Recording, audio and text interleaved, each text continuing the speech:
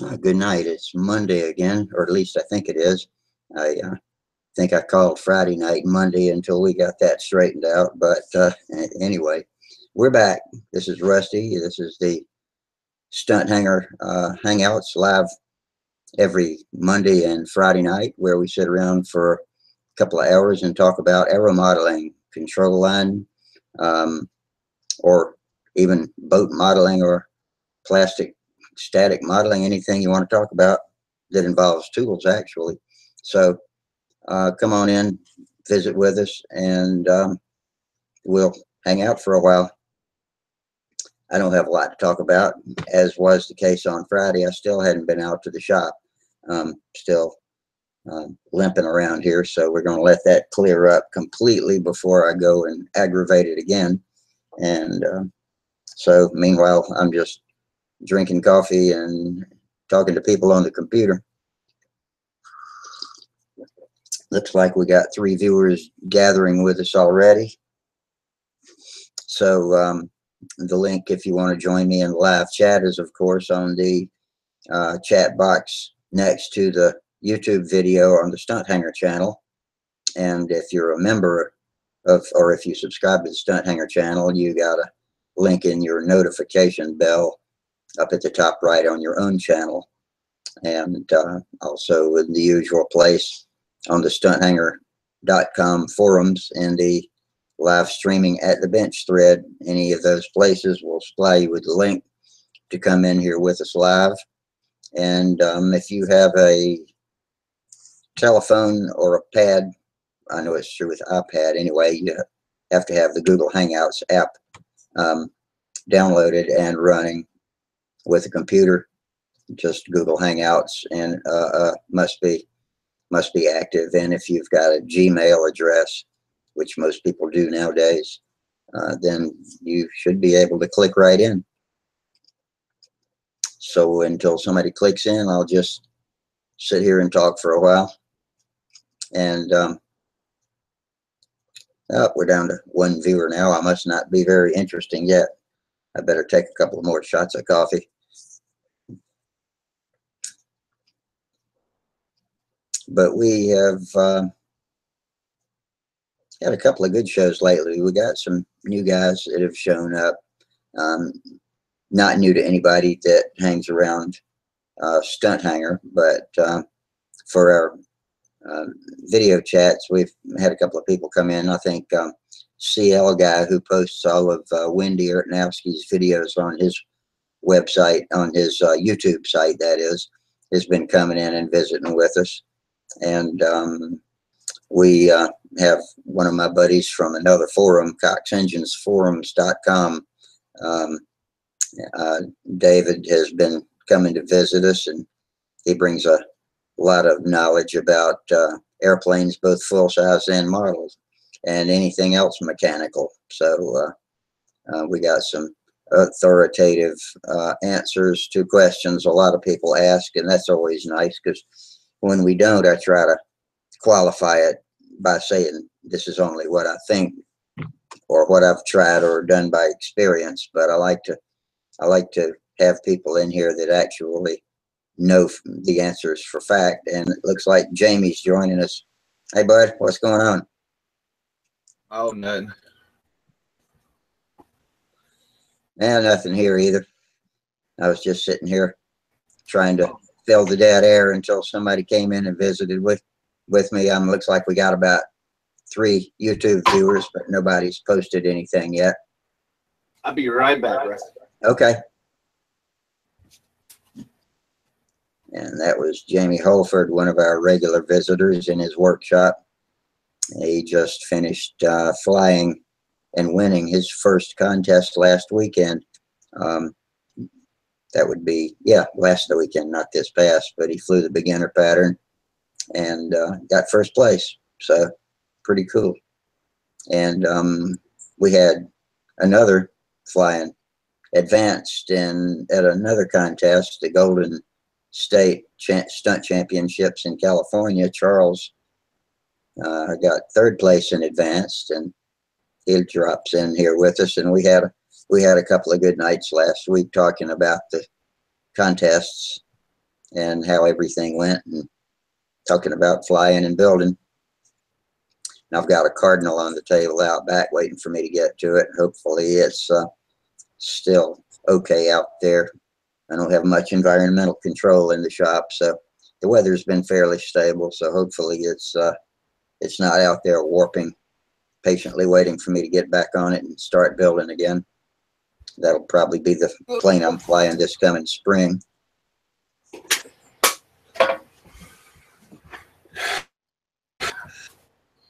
All right. What you got there? That tall boy. Sort of. So what's going on with you today, James? Oh, nothing. Minnesota Mike says hi. Hey, Mike. Hey, Mike. Oh.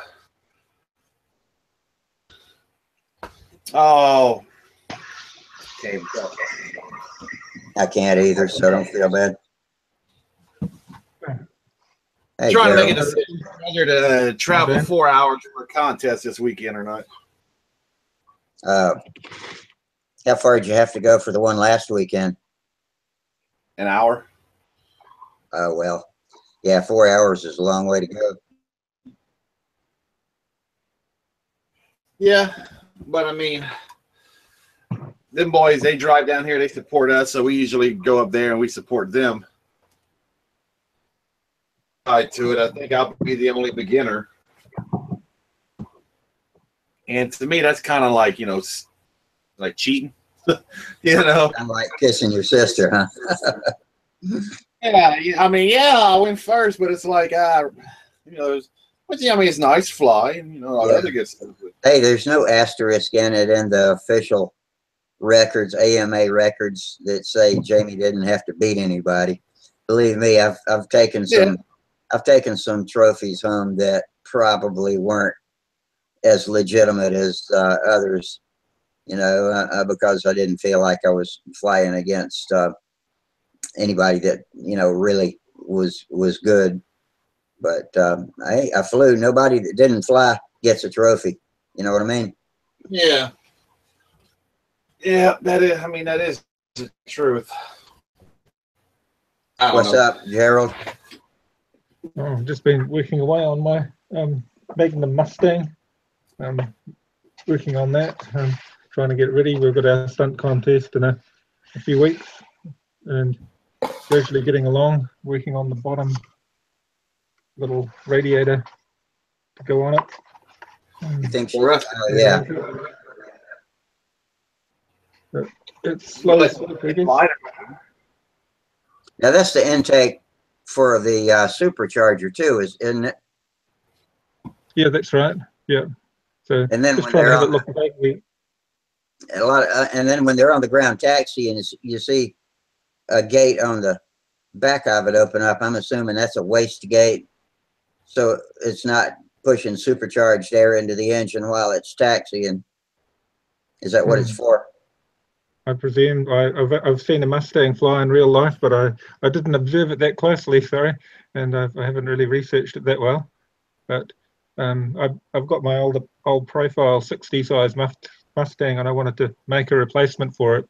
So the Magnum, I originally bought it back in the 80s, and I thought, well, if I do a Mustang remake of it, make it into a Mustang Magnum, then I've got a replacement for my profile Mustang. So I'm trying to get that finished, and at the same time, my other ME 109, I was doing a bit of work on that, trying to get it ready for the stunt meet as well. So I've got a backup as well that's got a Fox 60 on it, and I was having trouble with the tank. I had to go from a 4-ounce tank to a 6-ounce tank when I swapped from a 40 to a 60. So that tank wasn't working right when I flew it on the weekend. Pull it all out and redo it, and redo the cowl slightly so I could get to it easier. But and the boys ding their planes, so got to repair their stuff and get their planes going, and it's all a little bit of a hassle. And as the contest gets closer, I realise we'll be lucky to have a couple of models that are really ready. I know the feeling. Yeah, I've been in rush repair mode more than once leading up to a contest. And one time I paid for it because the plane wouldn't run right. Same as what you're talking about. I I had to rebuild the front end, including reseating the tank and everything, and the engine just wouldn't run right. So I had to fly my plan B backup plane. And I hate that. I like, 90% of doing well at a contest is being prepared when you get there. And when you wreck planes a couple of weeks before the contest, it's always a setback. Yeah. Well, how are you feeling now, Rusty, with your hip? Is it feeling better? I'm not doing too well, actually. I don't know. There are some moments when I feel better and other moments where I can hardly move. So I've got another appointment with an orthopedist, but they're not going to see me until the 7th of November. So I gotta wait it out. I'm just hanging in there, doing the best I can, trying not to get too frustrated over it. It's hard not to get frustrated though. Uh-huh. So you just But got to keep anyway, yourself busy.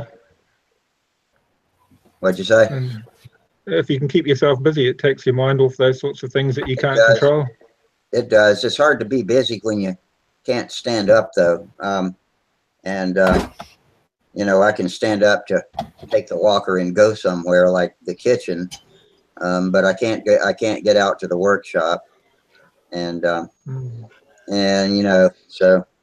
I don't know. I'm doing all right. I've been through stuff before and always pop out the other side as good as I was before. So this will pass. I just gotta gut it out for a while. Well, hello, George. Rusty. What are you doing? Oh, look at what I acquired.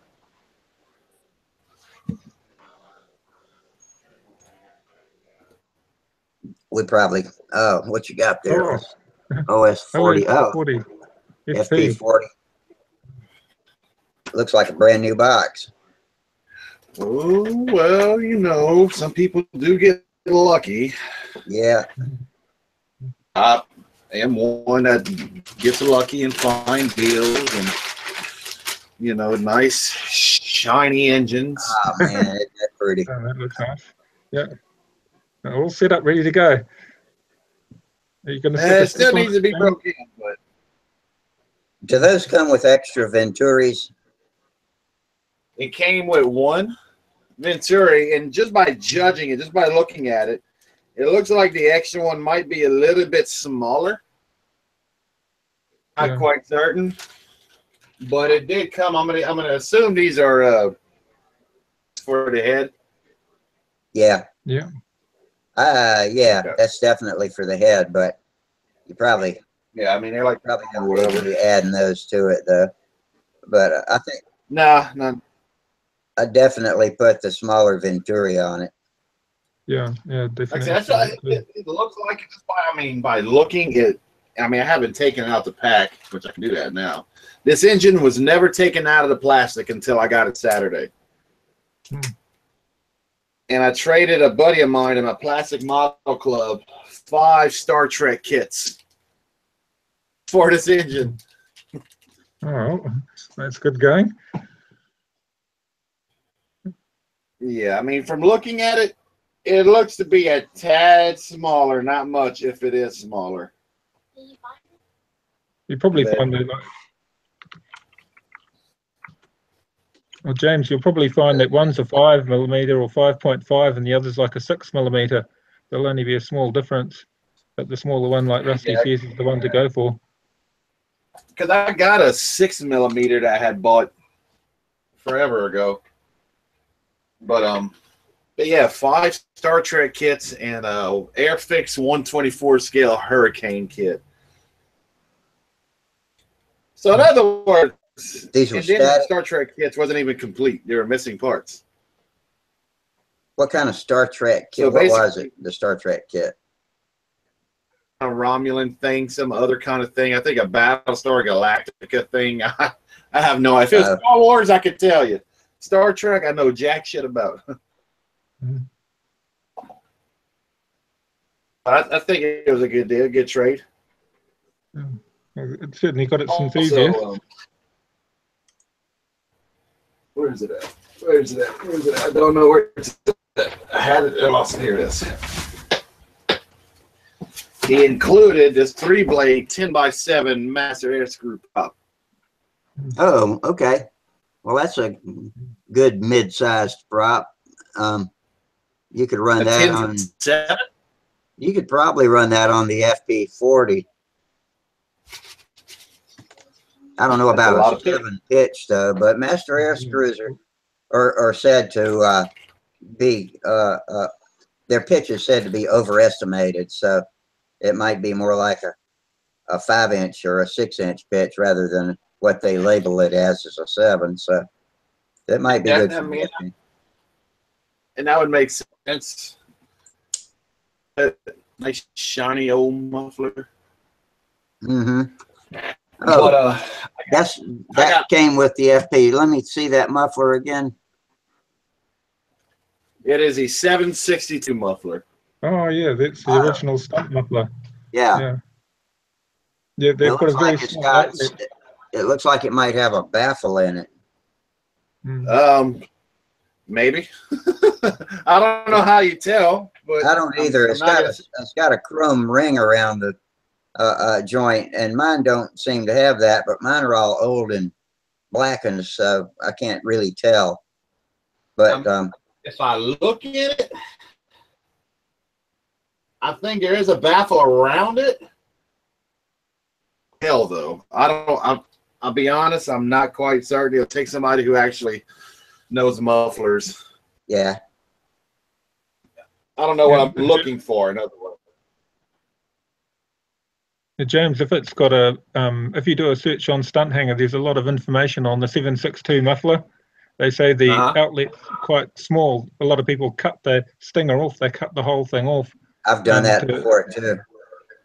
Yeah, and they were designed for a 25 originally, and with the stunt motor, they work okay because the stunt motor's pulling low revs, but they're very light. They're a lot lighter than the RC FP40 muffler, which is practically a third heavier.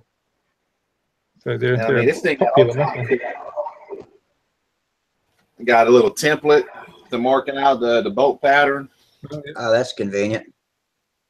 Yeah, it's nice to get engines in a new in the box. You get all kind of stuff that we scrounge for.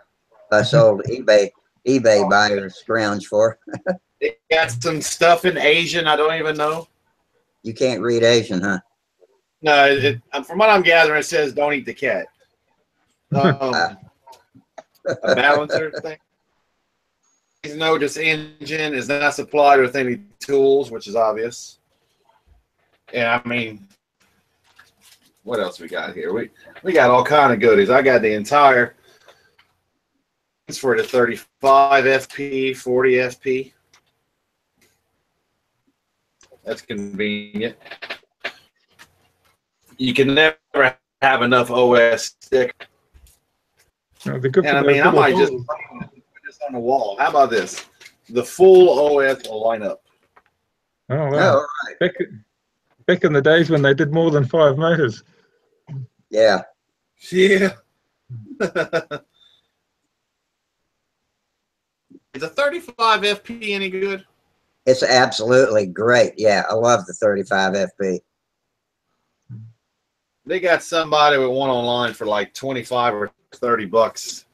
That's a user-friendly engine. It cranks easy and you hardly ever have to screw with the needle valve on it. That was my experience. Well, the good thing about this, I got options with this engine. My original thought, put in a Nobler. All right. Break it in, put it in the Nobler. I flew my Nobler with an FP35, and it did well. See, I could do that. I just bought the Brodak 109, ME109 today from, Leister on a Stunthangar. I know the name because I've seen it, but I don't know him. Yeah, he had a Brodak 109 still in the plastic for a good price. So I sold my Brodak Centaur yesterday, and I bought that kit instead because flying with Paul Taylor and Jim Lynch the other weekend with their Hurricanes. Man, that was just too cool. So I had to get a 109. Give them some opposition. And then finding out that they painted the damn plane.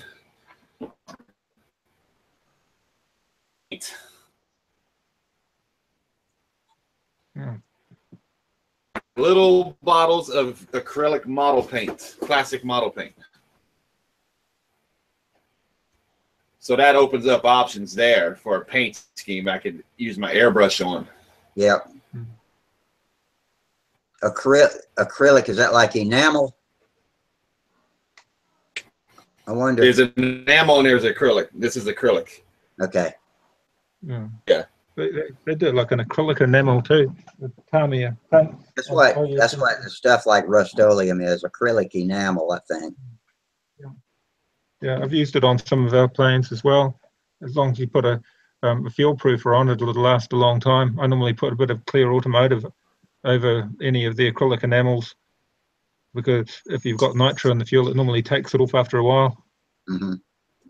Yeah, I think he had used, I could be totally wrong, automotive, 2-part, clear, whatever.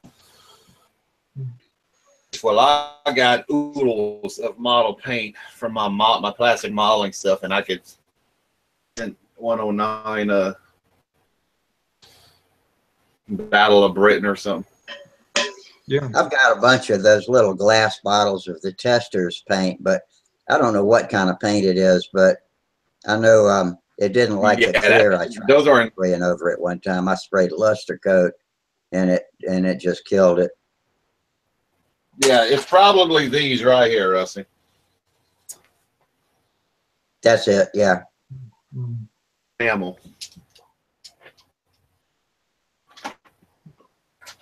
You don't react well to much of anything.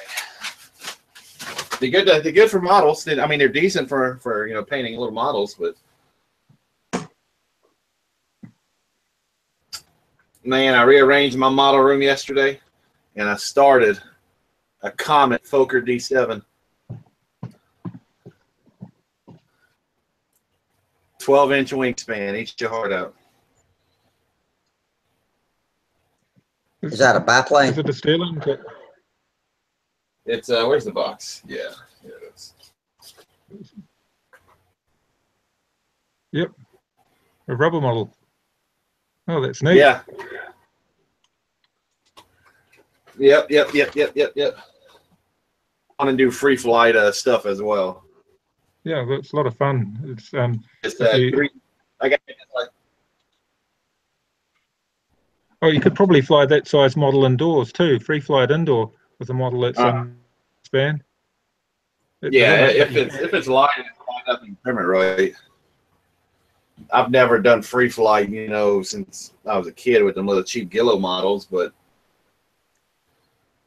particularly, I mean, you got to cut. It's die crunched. I mean, like pretty terrible, Yeah, Berkeley or Comet kits are like that.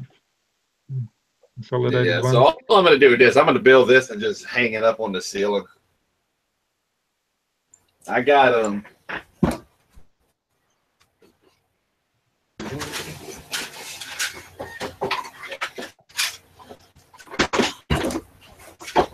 my Gillo's DR1 I built when I was in high school. Oh wow, that's neat. That's what I built a plastic one in high school that same size, and took it to school, and my history teacher lost it. And no. I'm so proud of that plane. I kept it hanging along with others from the ceiling in my bedroom. And for a couple of years, even after I graduated from high school, I went back and asked him, and he kept saying it's somewhere up in the attic at the school, I presume. And he never could find it. Damn, talk about it was at his house. Yeah, probably. No. You should respect your high school students enough to not lose their projects that they lovingly built and presented for everybody's awe and amazement. But he was he was a gym teacher teaching history, so I guess I was expecting too much. I built this one for a project about the Red Baron. The night before it was due, it was just in bare bones. It was just, you know, the fuselage, the wings, everything was just all separate. It was all framed up, but it wasn't glued together. So I went running to my dad. I'm like, Pop, I need this thing covered for tomorrow. And he just laughed at me. So he went and get his bottle of dope and spent all night doping it. Oh my gosh. Day I was so high. I was so messed up in my bedroom too, doing it. Ooh, Lord. I don't forget that. I said, I didn't open up a window. He said, no, you don't.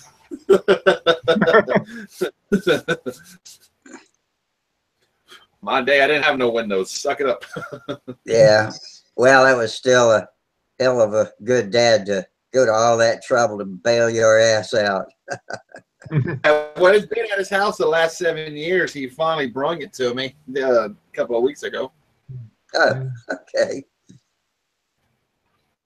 And I got 2 more in a box yet to be built. And I'm considering starting on putting this one up. Because let's see if you can see my setup I got. Let me put that there. All right. There you go. I got 3/8 glass right here, you know, on the desk. So I'm able to build it. And I think I might. I don't know. I think the bear's talking to me.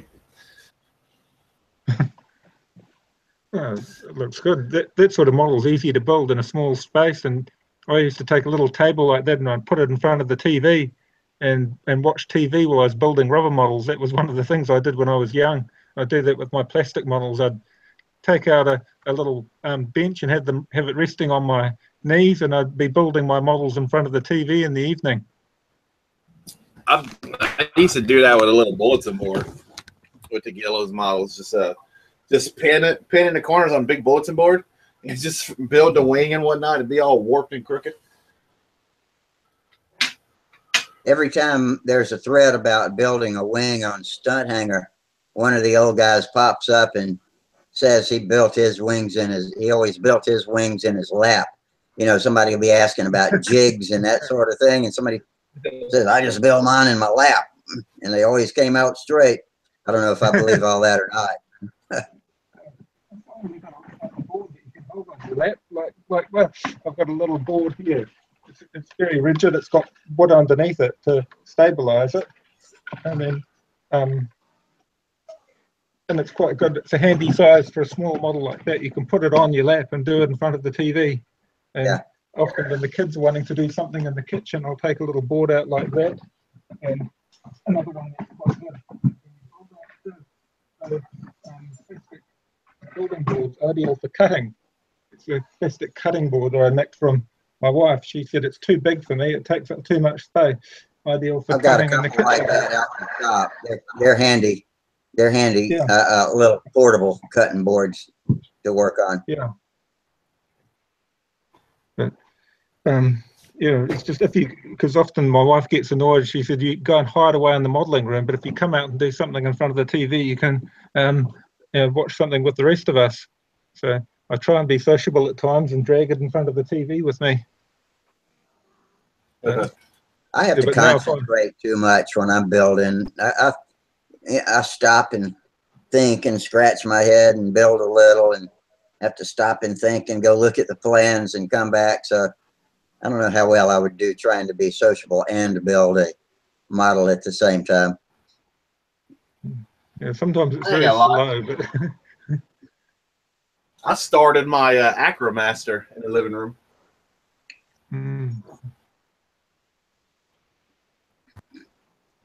Yeah, it helps. I've never flown an Acromaster, but a lot of people like those. That's a 15 size plane, isn't it? A mid-size plane. Yeah, Sig Acromaster. Yeah.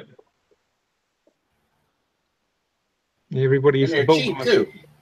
Yeah, $30 on eBay. I told a buddy of mine, I got a buddy of mine in the club, we should get a few of them, build them, and combat them. That would just be fun. Instead of using combat wings and all this other mess, just get a couple of acromasters and just smash them up. Yeah, you know, that's what flight streaks were. A lot of people use flight streaks for slow combat. I don't know how well that worked out. I mean, it takes a while to fix a busted flight streak. Yeah, well, Peacemaker was like flight streak, and they used those for combat, but nobody in their right mind would really seriously combat a model that takes so long to build now. Right, not seriously. Yeah, is that the English version of a flight streak? They look a lot alike, don't they? Yeah, George Eldridge designed it for the English market for a 2.5 diesel, but it is a flight streak. It came a couple of years after, I think, the flight streak was brought out.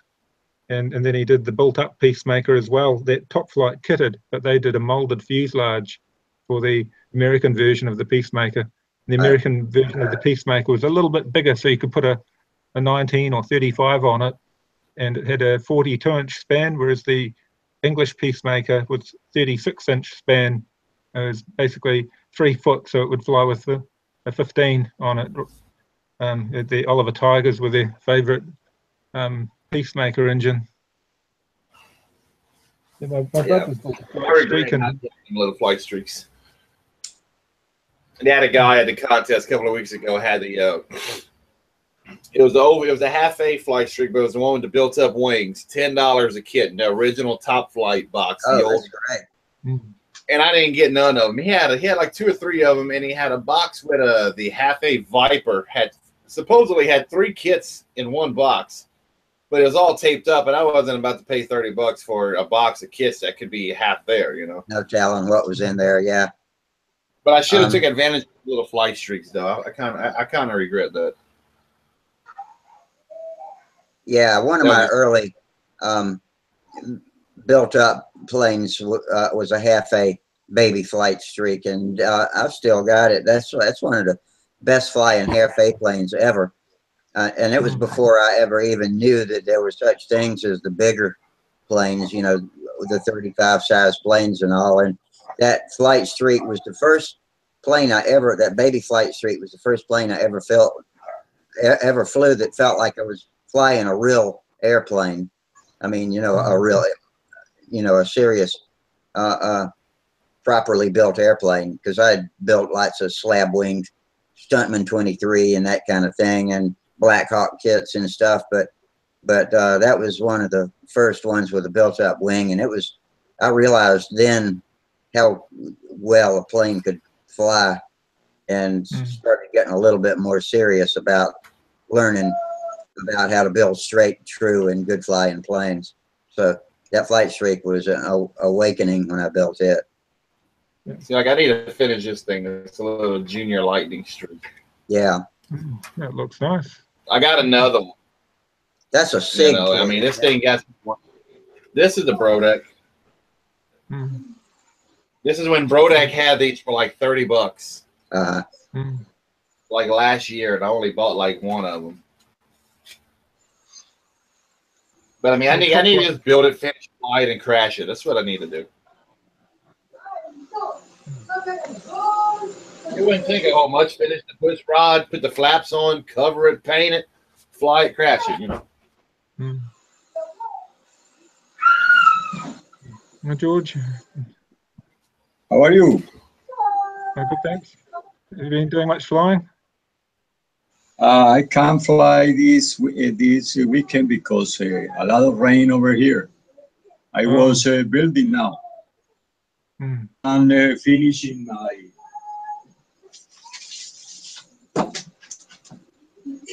this big leaf. Do you know the big leaf? Oh, the radio controlled scale model. Yeah. Yeah. It's not scale. It's like Telemaster, more or less. Oh yes, yeah? Yes. It's Yes, looking good. I am. See, I'm building this.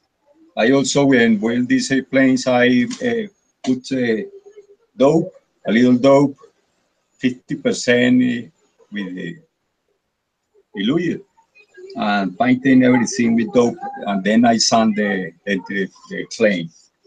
Also, I am working with this project. This is a control line Sukhoi. Oh, that looks good. Yeah. Yeah, I like the Sukhoi, and I am building this also. And a few projects more, but it takes time. But I am keeping working on all the time with these models in my little time and my little space. Well, if the weather's not You good, have a lot of airplanes in back of you. How many yes, planes are? You know, oh, a lot of models from many years ago. I started building in the late 70s, and a lot of my models I've still got from then, and I've got models up in my parents' attic that I've been trying to get out. But some of them now are my wife's models, some of my two sons' models. So we run out of space very quickly every time we build a new model. So I've really got to try thinking of trying to get rid of some of those models we don't fly anymore. But otherwise, we've got to have a bit of a demo session, I suppose. Do some combat flying. I know exactly how you do it. You put it on 70-foot lines, and you put an engine just a tad bigger than what it calls for. You know, just close your eyes and try to do a loop. Yeah, I've always wanted to do the trash can dive. The overhead, the wing over into the trash can looks like a lot of fun. Yeah.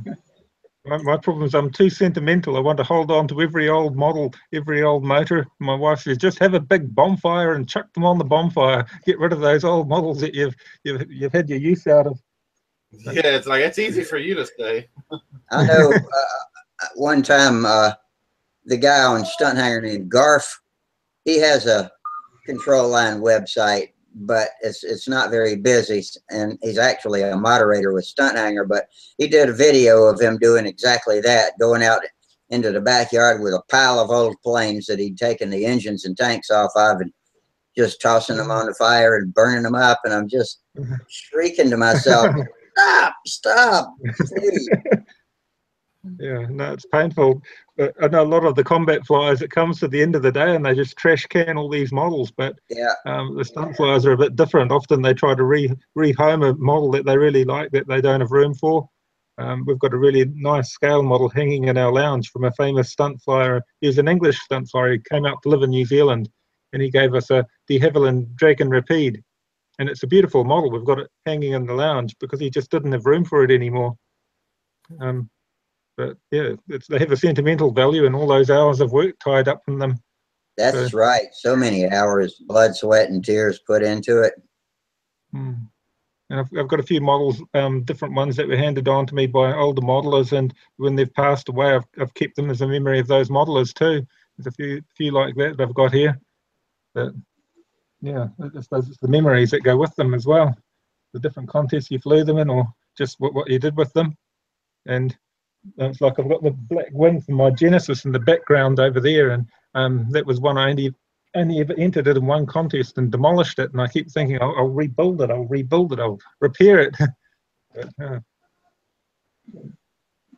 I keep looking behind me to see if the boys have turned up. Their bus is due any minute, so excuse me for turning around every 5 seconds, because I'm just looking out for the school bus.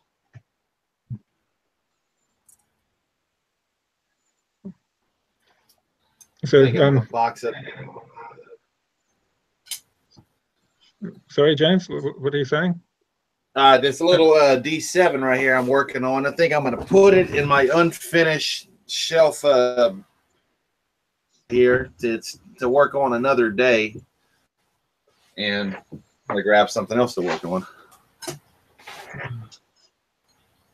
I'll do that. I started my Magician 2 weeks ago. This is all I got of it. Ribs on the spar, but the 1/4-inch spars ain't glued in. But I tell you what, just holding it like this and looking down the pipe, that thing is straight. You better glue it while it's still straight. Yeah, before you get too much dust on it. I know.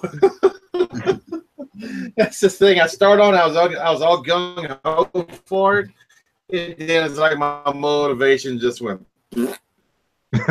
away. Yeah. Yeah.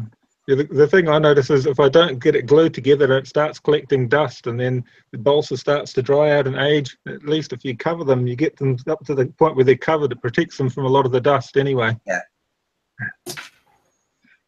Yeah, but That's we got another this. reason that I thought of maybe with my latest build, the cardinal of doing the fuselage first is when I've always built the wings first, and then they hang around the shop and start getting hanger rash before I'm even through building the plane. So I think my new method of doing fuselage first is better, both for that reason and for getting it painted properly. It'd be easier to paint. I mean, hell, this D7 came with a little bit of silk span. I mean, look at some little stuff. I'm not even going to call it tissue. This thing has weaves, you know? Crazy. You know, I remember on an old ringmaster kit that I got, it was my super ringmaster, the tissue that it came with was embossed with flowers and smelt like perfume. I don't know what they used there, but it was good tissue, but yeah, it was certainly different. Might have been tea bag paper or something. Yeah, it had floral patterns on it and embossed into it. But yeah, I think some of the I think some of the sterling wood looked like it came from tea chests as well. It did not look like their plywood was like tea chest wood or cigar box wood, and it was quite strange plywood, a very dark plywood, and it very weird laminations. Yeah, I think some of those old companies would sneak a little scrap that they found on the side of the road into the kits. Yeah, so I heard that as well. Yeah. Hi, Charles. Hey, what's up, Gerald? Good. Hey, Charles. What's up? Charles. What's up, James? First place beginner. Hey, I might be too high first place beginner if I go to the contest this weekend. All right. Hey, go and collect all the hardware you can. So what'd you do for fun over the weekend, Charles? Oh, you know, I have more fun during the week. But over the weekend, we went to that Harvest Festival at my church. And then Saturday was chores. So not much fun, really. I fly during the week. Or where I fly at is too much activity during the weekend. Hey, what's up, Terry? Hi, Terry. Good evening, guys. Good evening, Terry. Good evening, Rusty. Sorry I'm a little late. Just got free from tucking my wife in. That's all right. We just kind of sitting around. Nobody's thinking too fast or talking too fast tonight. So, well, while I was dialing in, I heard Gerald talk about flowered embossed perfume paper and the crummy plywood, and that's very true. I think that was like Chinese gift paper they put in there, because I remember getting that stuff. In fact, at the hobby shop, when you bought the kit, this was a hobby shop called Rips, RIP''S, and he was a Polish guy that had been an A&P mechanic on an aircraft carrier during the war. And I guess he built models or built kits for guys to build on the ship to keep them from going crazy. During the, what they say the military is 95% boredom and 5% sheer terror. No shit. Yeah. Anyway, but they had a box with this perfumed, I smelled this perfume, and I bought one of the kits, and while I was getting the paint and the dope I needed, the old Aero Gloss for 15 cents a bottle, by the way. Wow. Yeah. he took the paper out and put it in this box by the corner going out to his storeroom. And here's all this flowered embossed. How are you going to use an embossed paper? You can't, not unless you sand it or something before you paint it. Anyway, it was just what they did. And I think the plywood, like, they must have bought wood from different suppliers whenever they could get it or whatever they could get, because, man, yeah, it was sketchy stuff, man.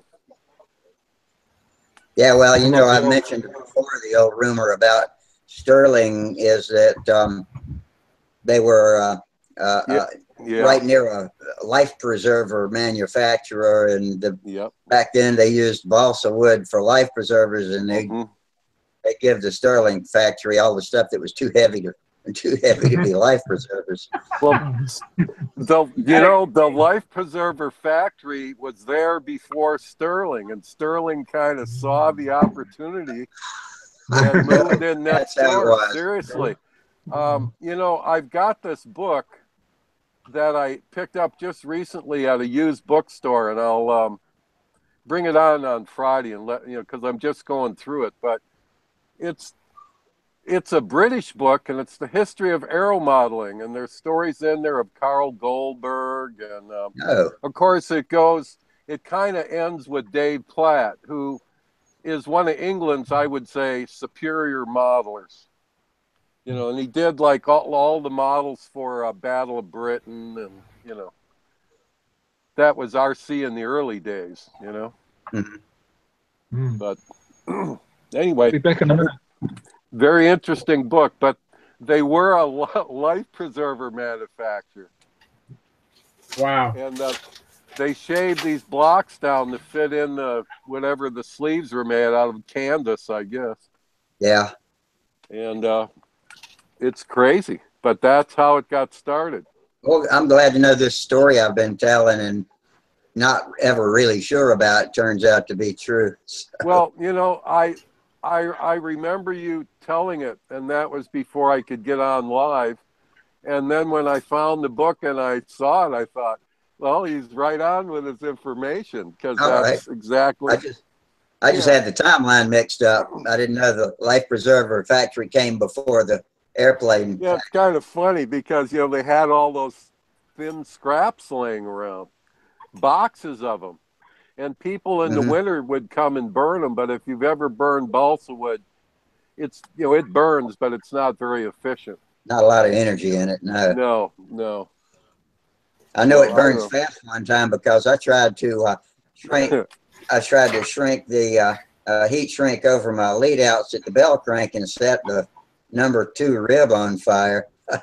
No, it goes quick. Yeah, I got it out, but that was my baby flight streak. And if you were to open that wing up, it'd still have a blackened rib in there and some filler to fill the little divot in that burned away.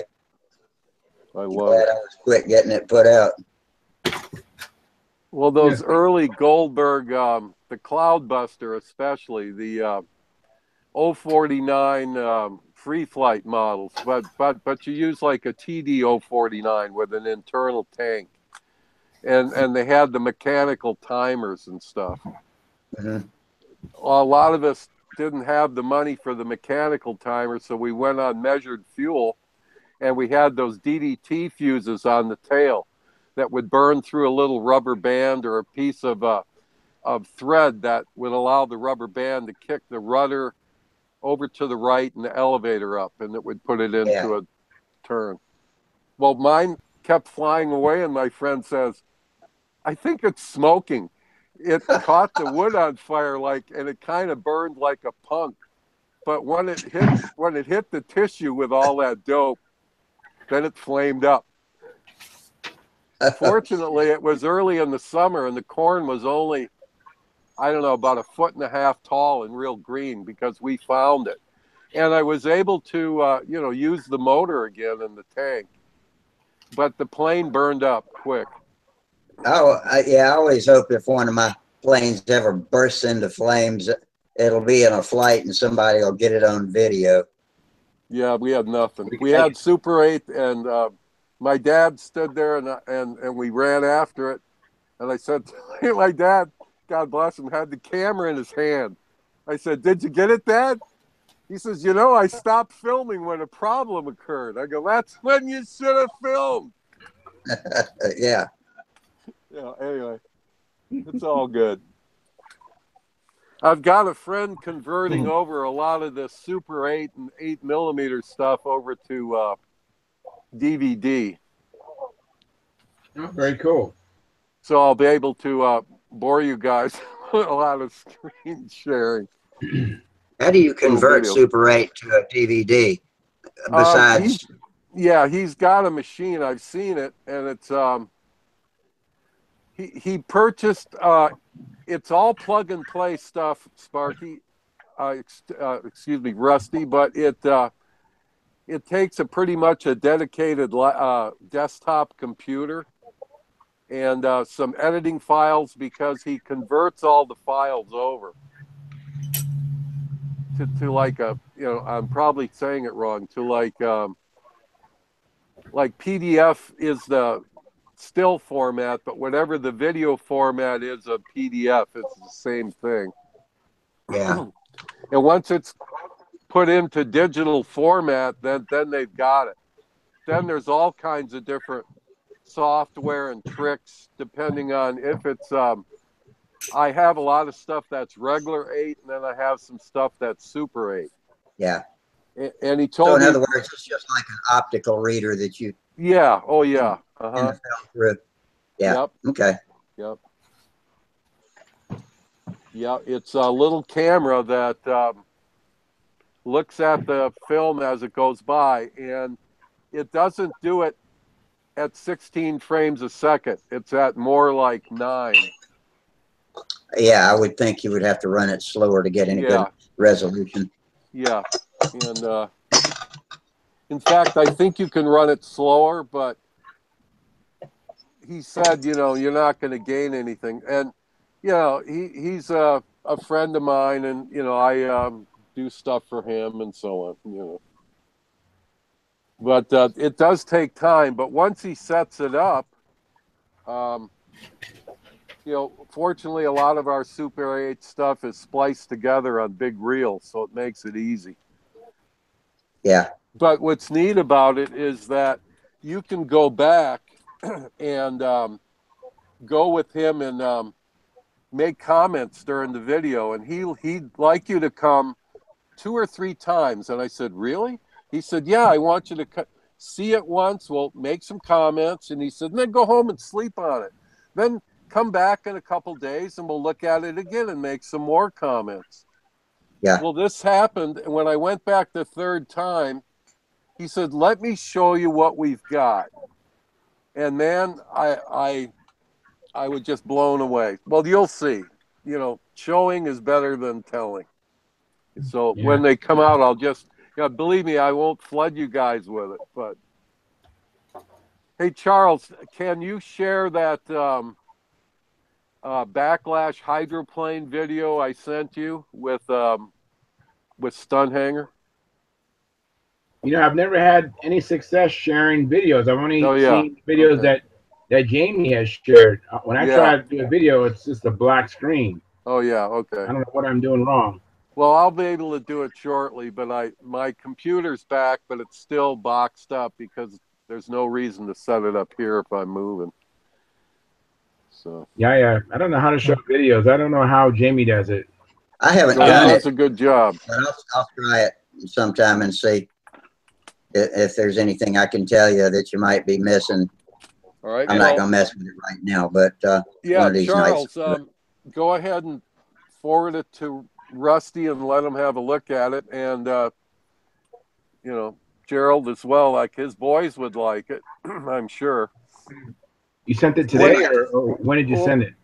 Well, I sent it yesterday, I believe, but I can resend it. And when I resend it, I just want to point out something in the video. This guy is a guy that races gas-powered RC hydroplanes. All right, he's no stranger to racing hydroplanes. Those are so cool. So he's on his lake. And my friend brings this new Generation 3 backlash boat, and we tell you the motor and the prop, and we give you everything. Unlike stunt flyers of the past, we tell you how to get this, how you can get a boat this quick, right there. All the numbers you need. Just build it like the plans say, do this, and it's going to run like that.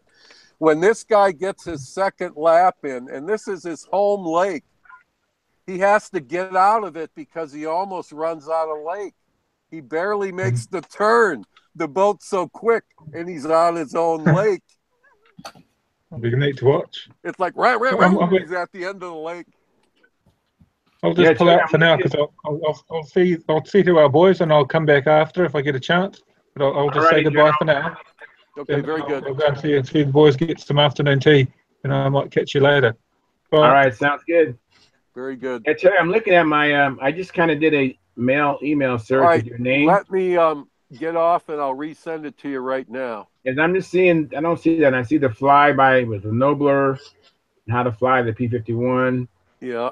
Oh, it's after that. It would be after that. Check your spam. Yeah, that's. Yeah, buddy. Well, Yeah, hey, somebody's. Hey, you know, a lot of treasures are other people's trash, man. That's all I can say. True that. True that. Listen, I found these. Can you see this? It's called the driveway marker. It's 48 inches long. It's made out of fiberglass. It's day-glow orange. It has a fluorescent band on it. I see it. It was $1.48 at Old Time Pottery. So I bought 10 of them, and I just zip-tied on a couple of alligator clips to clip my caution tape on, so I've replaced a lot of the lost stakes. Oh, I see. Yeah, for marking off a flying site. It's a good idea. Oh, hey, man. And military people get 10% off your entire purchase. All right. So I got like 20 of them for $18 and $19 or something. I don't know. Because I got 10% off and I had a coupon. And I don't know. Yeah, I use these 9-inch tall, like soccer cones. Oh, sure. Yeah, I've got cones. And I told you we lost cones. I know you told me you lost those big ones that are expensive. Yeah. You know what I read earlier today? I thought was kind of interesting, and you might be more familiar with it. I just never did it, but a way of transferring plans to wood. Have you heard of the technique where they use acetone?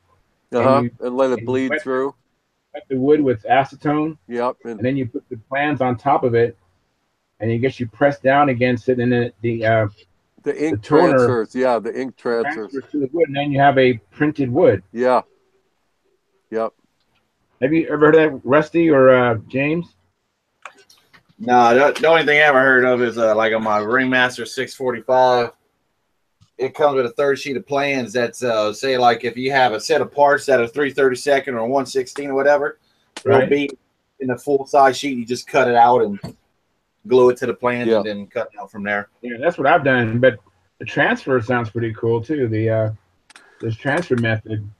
Yeah, I've seen it. You know, I've seen guys do it. It, doesn't do much for the plans. And I don't know. On YouTube, Chris Akers do that method. I've seen guys try that. I've never tried it, but I don't think that would be an option in my playbook. Yeah. On YouTube, Chris Akers asked, "Does it work with most printed ink or a specific kind?" This article I was reading, it talked about toner. So I imagine it's when you get plans printed at a print shop. Yeah. Most likely they're using a laser. Yeah, so, what you can do is, if you want to try it, just do a little corner of the plan. Just try it. Right. And you want to use a bonded paper underneath. You've got to have a bonded paper underneath. Otherwise,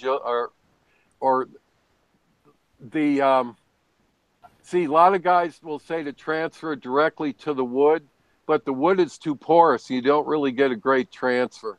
You want to take some 3M77, spray that lightly, spray the paper, get the bonded paper on the wood, transfer over to the paper. You have less acetone, all this.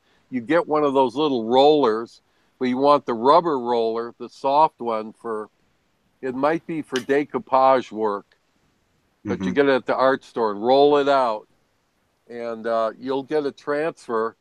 But to go straight to the wood, man, I don't know. Yeah, I imagine this. What I read was kind of dated, but that's what I read, and I thought that was kind of interesting. I mean, today, I just, I have the plans on my computer, and I'll just select what I want, and I'll just print that, and I'll just cut it out, and then a just ballpoint pen. See, I keep dating myself. In junior high school, we finally could use ballpoint pens. Prior to that, we had to use these stupid fountain pens with these cartridges, Parkers and stuff. Oh, this is back when girls didn't wear dresses at school, right? Yeah, girls didn't wear pants at school. If you do a ballpoint pen rib, if you draw it or trace it, a ballpoint pen will transfer better to bare wood than plans will with the acetone method. Okay. And I've done that. I've done that to get a fast set of, you need 4 ribs. So you take 2 of the smashed ribs and get them together as best you can and use them as a template if you're at the field. And do it. All right. I've heard people using pins and then just the pin method and then dust it. And they have that little wheel that they use for fabric people, seamstresses use it. Oh, okay, that's a good Puts idea. little tiny holes in a line, and then you can dust it with like chalk, like a surveyor chalk and stuff, and it's pretty cool. It works all right. You hairspray the paper so that when you put the plans down and hit it with the dust, you don't pick it up right away, and then it kind of kicks off, so that once you pick it up, it's pretty difficult to rub the little dots and smear them because they were sprayed on sort of tacky. Hairspray's used a lot in modeling. It's crazy, but you want the cheapest one, like Golden Set or any of these real the super duper holes too, right? Yeah, the cheapies. Yeah, the ones for the old beehive looks. Yeah. I think Marky used hairspray. Keeping fiberglass from fraying when you cut it too, right? Yeah, and it keeps it in place for laying it out, everything. Yeah. You mentioned 3M77 a while ago. I've got Loctite medium strength. I might have to give me another one of these Acromats. Right. This little kit's just about it. And I'm wondering if that's about the same or comparable to 3M77. I don't know. I want to use a 3M77 personally. Yeah. And I like those Acromats. I haven't used enough hairspray either. Well, here's the deal with the hairspray. You can actually get your best deal, and it stores longer if you go to one of the beauty supply places. They'll sell to anybody, and you buy a quart or a gallon of it. And then while you're there, get one of their little spray bottles, and what you want to look for is in the nozzle of the spray bottle, you want to see a brass or metal fitting. And those spray bottles are about $2.99, $3.99. The other spray bottles, they're all plastic up in the front. Those are $1.99 or less. You don't want that one because there's something in the hairspray between the alcohol and the lacquers and whatever's in there. There's citric acid and stuff in those things to make them smell good and stuff. And you really need to have the metal nozzle. And, I keep that around the shop, and, it's crazy, but I use it for so many things. Like when you... hairspray, but I'm going to start. When you finish sanding something that you're getting ready to finish, before I even tack rag it, if I lightly mist it, and I can get that to really mist, where it just settles, you know, it's not spraying wet, it's really misting it. Right. And I keep touching it, and you wait till it almost feels dry, and then hit it with your 200 or your 1,000 grit sandpaper again. And what it does is it takes all those little loose ends and fibers and dust, and it lays them all down and sticks them down. It makes like a little layer of finish almost. It, you know, first of all, like Sparky said, which is correct, you do it on your raw wood, because you don't want the raw wood to go crazy sucking up all this epoxy. You know, there's no free rides. Right. Yeah. You know, there's no free rides. The only place where I let it suck up a lot is up in the nose area, where you get all that seepage and that oil weepage and all that stuff. And your wing saddle areas and those areas. But yeah, hairspray, you can get it, buy it. The poop can's okay, but look for it. It might even be in a pump can. Sometimes you can get it with a gallon, and the squirter comes with it. It's just not filled. All right, I'll look for that. It's about $6. $6 for a gallon. And and after you use it, your wife's, it's real perfumey, and your wife's gonna go, "Has there been another woman over here?" Wow. Anyway. Luckily, there's no use for lipstick on airplanes.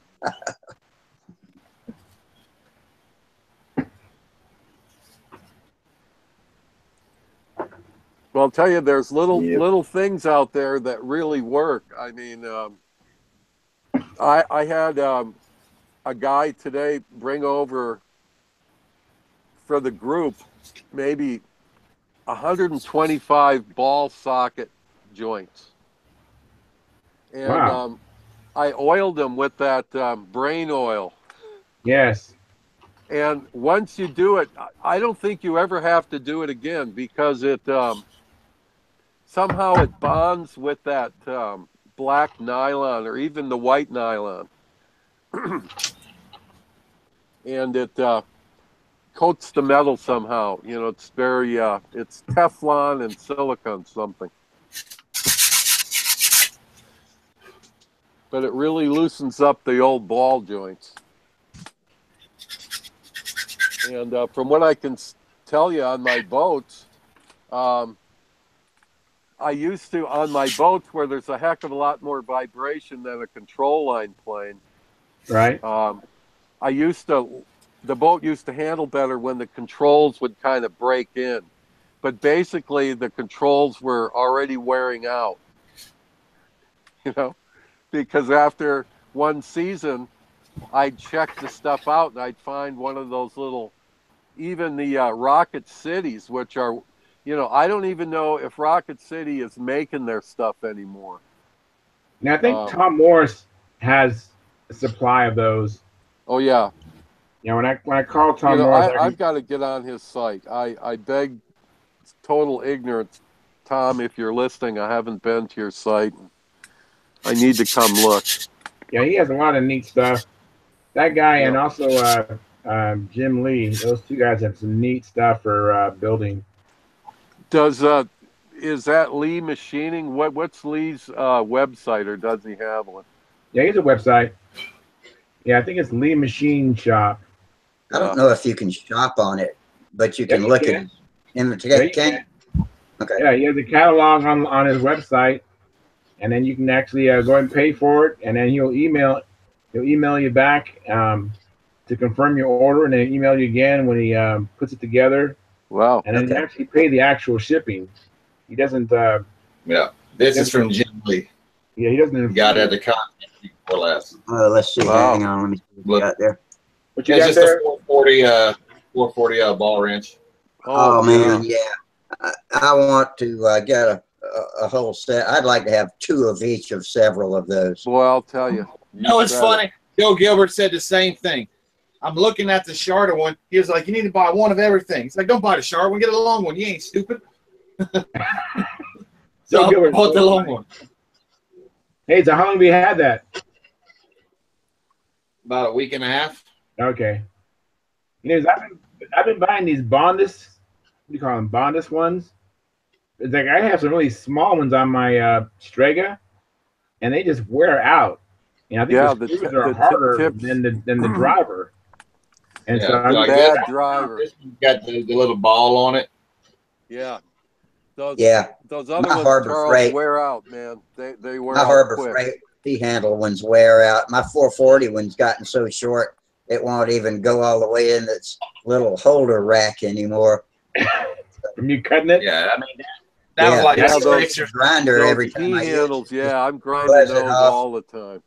Yeah, I keep the ball is long gone. Yeah, so when I was at the Golden State Stunt Championship, I was trying to change my landing gear, and I asked my friend, I go, do you have any Allen wrenches? I mean, some really small ones, like a .50. And he goes, oh yeah, I got you covered. And he came and brought back with this really nice one. It's super hardened.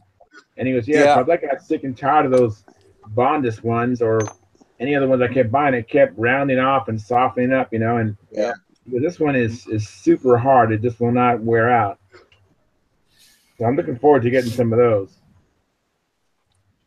Because it is frustrating when you want to fix your plane and your Allen wrenches they won't grab the screw. Do yourself a favor. Go to Micromart's website and sign up for their free catalog. I get emails from them all the time. Yeah, but the catalog is nice. But you're gonna to keep getting the catalog, you need to buy something probably every 6 months, or maybe every year. I don't know. So I get stuff from them. Are the Allen drivers really super hard? I mean, they won't wear out? Yes. Okay. Yep. In fact, if the best deal is the set, but the only thing I didn't need was the little wood rack they gave you for them. So I put that in the RC swap meet a week ago. Wally Haskett's on YouTube. He says Snap-on tools pay for what you get. Michael Mart has stuff too. Yeah. That's a Kenosha, Wisconsin, Wally, my hometown. Is that where Snap-on's from? Yes, sir. Yeah. I thought it was Sandusky, Ohio. Nope.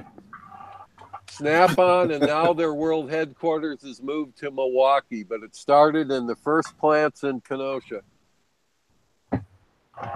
Absolutely. I probably should have kept the wingtips off of this plane. Oh well.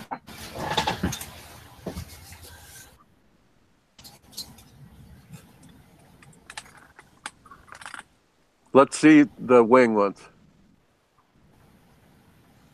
Oh, it's just an Acromaster wing. Oh yeah. Oh, those are great planes. I love those. I want to combat them. That's what I want to do. Go for it, man. Just leave the wheels off. We Flight Street combat it all the time, and we use 19s. And the 19 just pulls it around. I mean, it's just beautiful. Hey, I have a new engine for my Thunder Gazer when I finally build it. It's a really nice motor. Wow, where'd you pick that up at? That's pretty. It was a gift from a really good friend, and it's called a K. It's a K77. So is that a Ukrainian motor? It's supposed to be a clone of the PA75. Wow. And it's made by Casminato.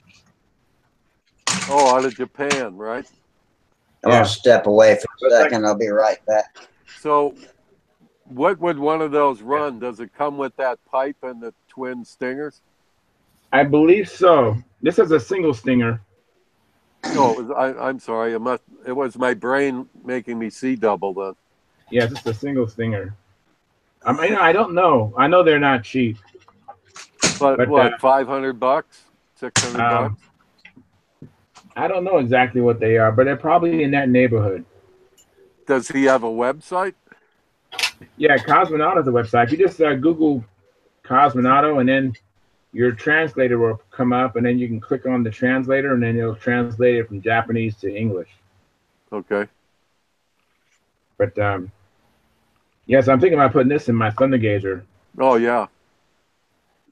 'Cause I really like the Stalker in my Strega. What And, made this you will be choose the Thunder Gazer? Did you see one constructed at a field? Well, not that this means anything, but in 2008, the Thunder Gazer won the World Championship under Dave Fitzgerald, of course. Yeah, I saw that. Yeah, no, I'm just yeah. Yeah. So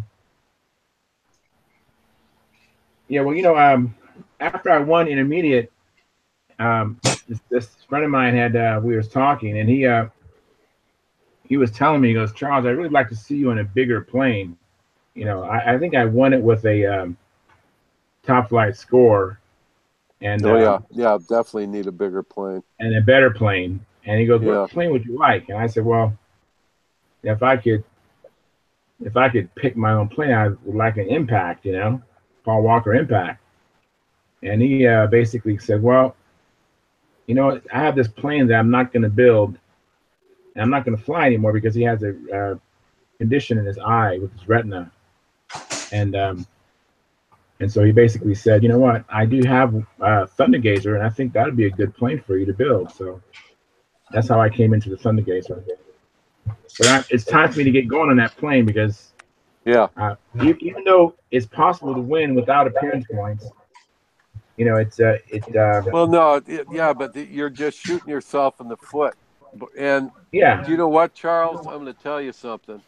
You are capable of constructing a better flying, lighter airplane, and as you're going to do every joint in there, and hopefully go over it with some tight bond and a brush, get every joint in there. You're going to not only have the mental confidence in the airplane, but I don't know.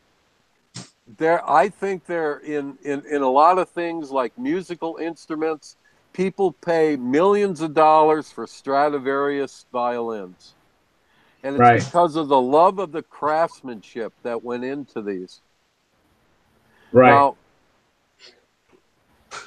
we put love into these things and effort. My wife says, I rush through them. It's not that I rush through them. It's just that I like honing my modeling skills so I don't waste time. Right. So I'm able to create more models because I get off on seeing these structures pop out of these boxes of wood. I'm just fascinated by it. And it is. Absolutely it is. I can't wait to I just need to clear my bench and clear my garage, clear my office. And clear all this stuff. So you don't know where I live. I'm like a mole in here. I've got little workbenches everywhere. I've got my Revell sub thing going in the house. Unfortunately, I'm using acrylic paints, and there's no odor. There's nothing. It's great. Yeah, and I set it with my heat gun and go to the next color. And Today I was doing fish baits. I got a new Do-It mold. In fact, I just loaned it to a buddy to make some. But they're real cool lead jig heads that I've got 3D eyes going in. I'm hand painting them all. I'm telling you, when the fish hit here, you don't need them. When I was first taught these fishing skills, all we used is these round lead head jigs, and the heads weren't even painted. They were just bare lead. And they catch fish all day long. But somehow, when you get them real neat like this, it gives you more confidence into the bait, Charles. Wow. When you make your cast, Yeah, that makes sense. But when you fly this plane that you've constructed, you're going to have a different sense. And oh yeah, I'm looking forward to it. I've been flying you're these going to be able arcs to for a tune while, it. You know, and the arcs have served me well. I mean, yeah. I've in short time, you know, I went from a beginner to oh sure, to an advanced in a short time. If I would have been building planes, I'd probably still be maybe an intermediate, maybe. No. But we're going to, you know, everything has, you know, with the new adhesives and the CAs and even the epoxies. I mean, it's just so much faster. And you know, as a there's a kid's grandfather who the kid lost his father in Iraq, and he's his mother and him are living with the grandparents here in our town, and he was at our little building thing for the Gentle Lady gliders, and the grandfather, like, he's my age, man, you know, maybe he's even younger, who knows, I don't know. But he was saying, oh, do you remember that glue you had to use all those pins and stuff? I go, yeah, of course. He says, you know, these super glues are nice, but I found that it really amplifies your mistakes, because with the old glues, and ask Rusty about this, with the old glue, even using white glue, if you saw you made a mistake, you had 10 minutes to go pull the part out. Yeah. I just use a new strategy. Stuff that you can glue a house together in 3 minutes with. Yeah. I just use a new strategy. I don't make the mistake before I glue it. There you go. Well, that's it, buddy. Yeah, well, I was talking to Bob Wiley, and he was telling me how to build a plane really light is to have really good fits. If you don't have a good fit, you just throw the wood away and make a new one. Because if you don't have a really good fit, you're gonna waste. You're gonna put extra glue in there, extra and glue is heavy. And the glue is the weight. You know, a lot of guys shy away from aliphatic glue or white glue, but nobody uses white glue anymore. You use Elmer Professional or Tight Bond, and I just got some Tight Bond 3 for my new hydro kit. I was shocked because the guy in there, he says, look, just use this Tight Bond 3. Don't even use the CA to hold it in place for a second. Just use this. And I did some comparisons here, just, I don't know, just out of boredom. Well, I was teaching these, one of the first classes we teach the Cub Scouts and stuff is we have this class where I introduce them to this character called Mr. Magglue. And he teaches you to use all the CAs and the epoxies and the white glue. And I start with white glue. And, you know, they all go, oh, we've seen that. We know all about that glue, you know. But it's just so much fun. But these young kids take to this like water. Yeah. So I have this neighbor, and he and his girlfriend are high school teachers. And he's a nice guy and everything. So I made these couple Halloween things for my wife. I made her this wreath with the skull on it and stuff. And so she doesn't have to go spend money on it. And I picked this stuff up and I spray them black and whatever. So she came by the house and she said, where did you get that? I said, oh, I made it. She says, well, you know, I'm an art teacher. I said, oh, are you? She said, yeah, at the high school. I said, well, you know, you can get this stuff. I said, this is just stuff I said I got, you know, at the Michael's and the dollar store, just that foam stuff, the pumpkins. You got to paint them, you know. But I told her, she said, well, what do you use to hold it on? I said, oh, just Gorilla Glue. She goes, oh, I can't have that in the classroom. I said, Gorilla Glue? And I showed it to her in the bottle. I said, this? She says, yeah, I can't have it. I said, why is that? She said, we can't have anything in the high school that they can't put in their mouths. Wow. Yeah, they're in high school. I know. I can see elementary school, but this is high school. Oh, man. I said, so epoxy's out of the question. She goes, I don't even know how to use it. I go, oh, that's good. That's crazy. That's crazy. Anyway. Well, let me ask y'all this. Does anybody know if what I'm told is right, that the white glue was originally developed when they were designing it's one of two planes I get mixed up. One's a twin tail and one's a single, but it's either the P-38 or let's see, a Lightning or a Mosquito. It was I the think the Mosquito. Mosquito was the twin boom, wasn't it? No, it's a single boom, but it was a Mosquito, and it comes from dairy products. That's why the original Elmer's glue. But that's Elmer's glue, right? I mean, basically. Yeah. Yep. And they did that resin. for weight savings, if I'm not mistaken. And that's the only way they could get that configuration to fly as well as they wanted it to. Laminate. Yeah. It would outrun all laminate. the plane. Yep. That was an extremely fast ship, wasn't it? Yep. In fact, the Germans are claiming that they had one to compete with it, but they had so few. You know, I've got it in this series of videos I've got here. As soon as I get my computer up, I'll put some little clips on where you can see them. But the Mosquito was actually built in halves and sections, all the wiring and everything put in by piano manufacturers, furniture manufacturers. It's all that press molded wood from the 30s where they did the radio cabinets with the curved wood. Yeah, that's it. You know, Kermit has a Mosquito. It's up at Oshkosh, and he's going to probably have to. They're going to do another big hangar up at Whitman Field, where they're going to teach restoration, and I think that his Mosquito will be one of the first projects. Oh, very cool. Like hey, Dennis. Dennis Nunez, how you doing? Did I say it right? Hello, Dennis. Hi, Dennis. You with us? Hi, bird.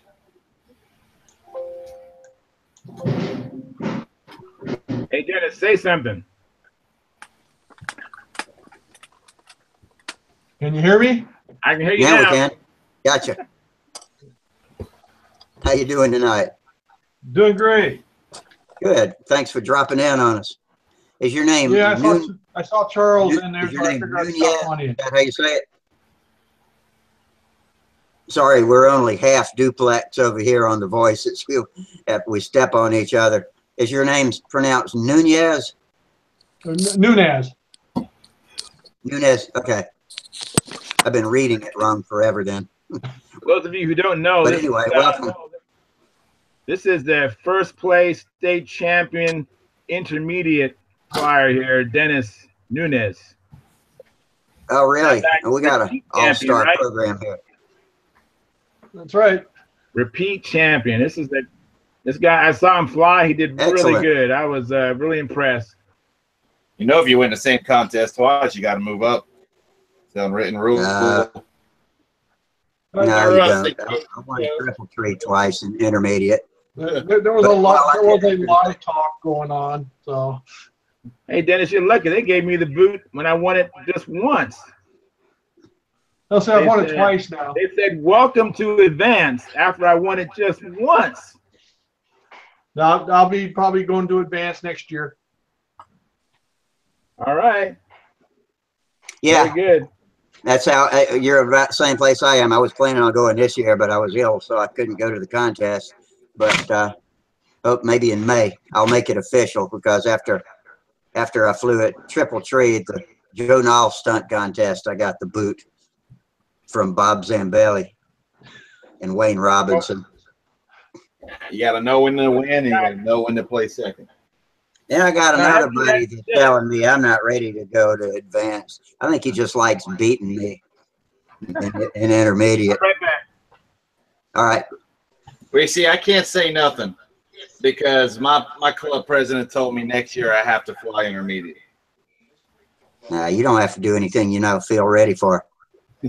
Yeah, well, I mean, I don't feel right being a beginner, Well, you're right, though. You know what? Intermediate is beginner for people that can fly the full pattern, actually. Yeah. And so that's where you learn to get your routine together, your equipment together, everything it takes to walk out there with authority and fly the pattern And whether you finish it or not, you know, you start really tuning your pattern up when you're in intermediate. You don't tune your pattern up and then move up, you know. So yeah, I'm gonna wait till after the nets to start flying intermediate.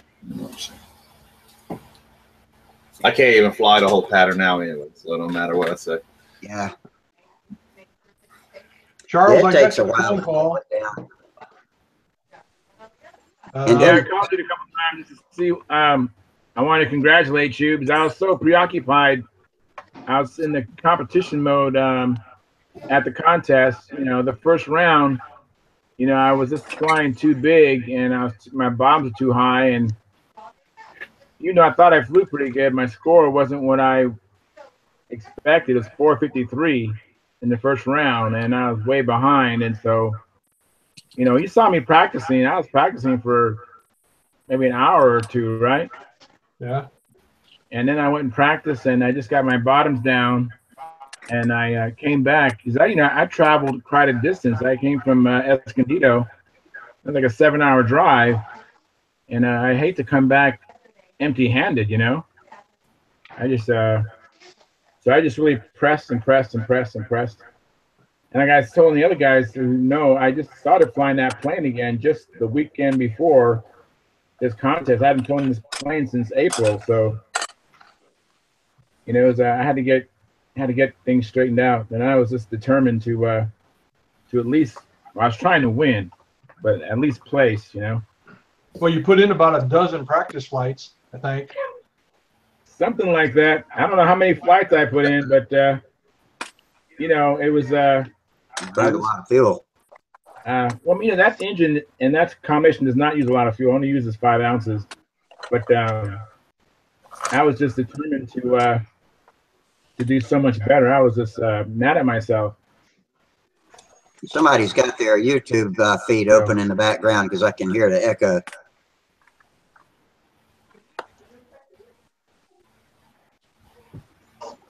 Yeah, I don't think it's me. I don't hear it now. Yeah, I do. I still hear it.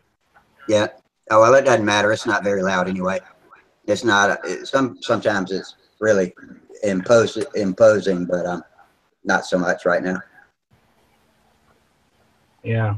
But, you know, Dennis, he actually had his own design there. I mean, this guy's intermediate, but he brought his own design up and beat everybody with his own plane, his own design. That's great. That's excellent. I've never gone from the point of designing a plane, getting it on paper, and then making it out of a box of, or not a box, but a pile of wood. Yeah, everybody, you know, it's not like you got to start with a blank sheet of paper. You take a airfoil from this or a wing from this, and True. We're not reinventing the wheel. No, In fact, if we did, we'd have an inferior plane. no, and the math is there. If you plan it out and it looks like it's going to be nose heavy, just extend the tail an inch. Yeah. And keep, you know, you can't, you know, you got to keep the formula, but you know, you don't want a real short coupled airplane like the Falker triplane. Excellent World War I fighter plane, but just a horrible RC model to fly. Just horrible. I mean, and the full size one supposedly is tricky to handle on the ground. You know. Yeah, I've heard it like to roll That's over, like roll hard to one side. Yeah. That's like a Piper ground looping. Yeah, oh yeah. Yeah. Oh my Deadly God! ground We get loop. all these guys love their Piper Cubs and can't get them off the ground. I'll tell you, man, you got to be real heavy rudder footed with the Cub, and you got to stay ahead of it, even though it's only 110 horse, or even some at 65 horse, the old ones. So Dennis, Yeah. where did you get your design from, Dennis? Your airfoil? Is it an airfoil that's a common quantity or entity or what? There's a program that you can use that uses an Excel spreadsheet. I can't remember who, if it's from Bill Nezaban or who it was, but you put in your parameters, you know, your chord length, your tip length, airfoil thickness, and it will go in and I use CAD all the time, it'll go in and create a DXF file, which is a CAD format that you can use. So I normally just get the tip rib and the root rib, and then I use the sandwich method to make it the rest of the ribs. Yeah, that's a good way to build. Nice, accurate, and quick. Oh, Dennis, you know, the reason why I called you, I just remembered, I have some plans for the Thunder Gazer, and I got showing you the guys earlier. I was planning on putting this motor in it, and I was just wondering, how would I get an image of the motor on top of the plans? How would I do that?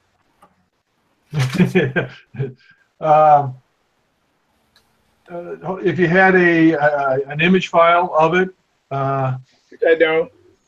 And do you have any documentation on it that has a picture of the engine? Nope. I even called Kaz. Kaz is the designer of it, and Kaz said it's just like the PA. You got to make a template, Charles. Just make your template. Do your clear pattern, then make your hard template. Make up one, and then set it over the plans. Even make a second clear one to set over the plans. I mean, of the whole cylinder, the whole thing. I mean, the crankcase. Yeah, everything. Really? Yeah. Okay.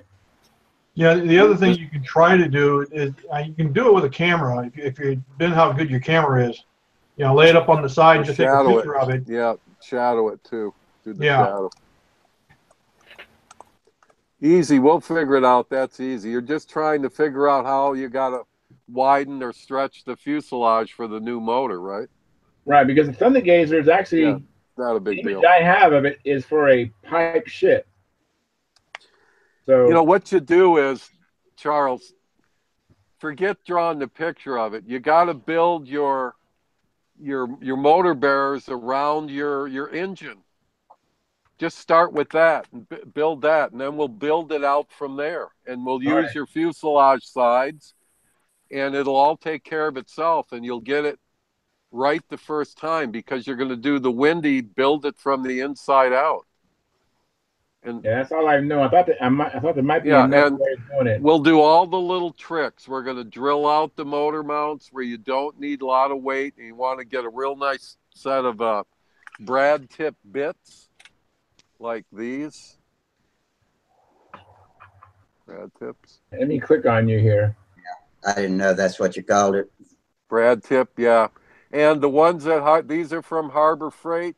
They're really good, but just don't drop your drill or the bit because these will bend. Mm-hmm. And once they're bent, I give them to my friends. When they want to borrow a tool, that's the one I give them. The one that dropped, very nice. Yeah, no, I'm teasing. But Charles, like with my Circulus, what I ended up building was the crutch for the engine first. That's it. Yeah. Yeah, and then you add your sides and go from there. Sure. Okay. Yeah, I've seen Wendy do that. And that's the only way I know. I thought it may not be a different way. No, that's the only way. All right. Yeah, I'm very familiar with that. Yeah. That's the same way I do a profile. I set that up first, and then cut or whatever I got to do to set the engine hardwood rails into that profile fuselage. There you go.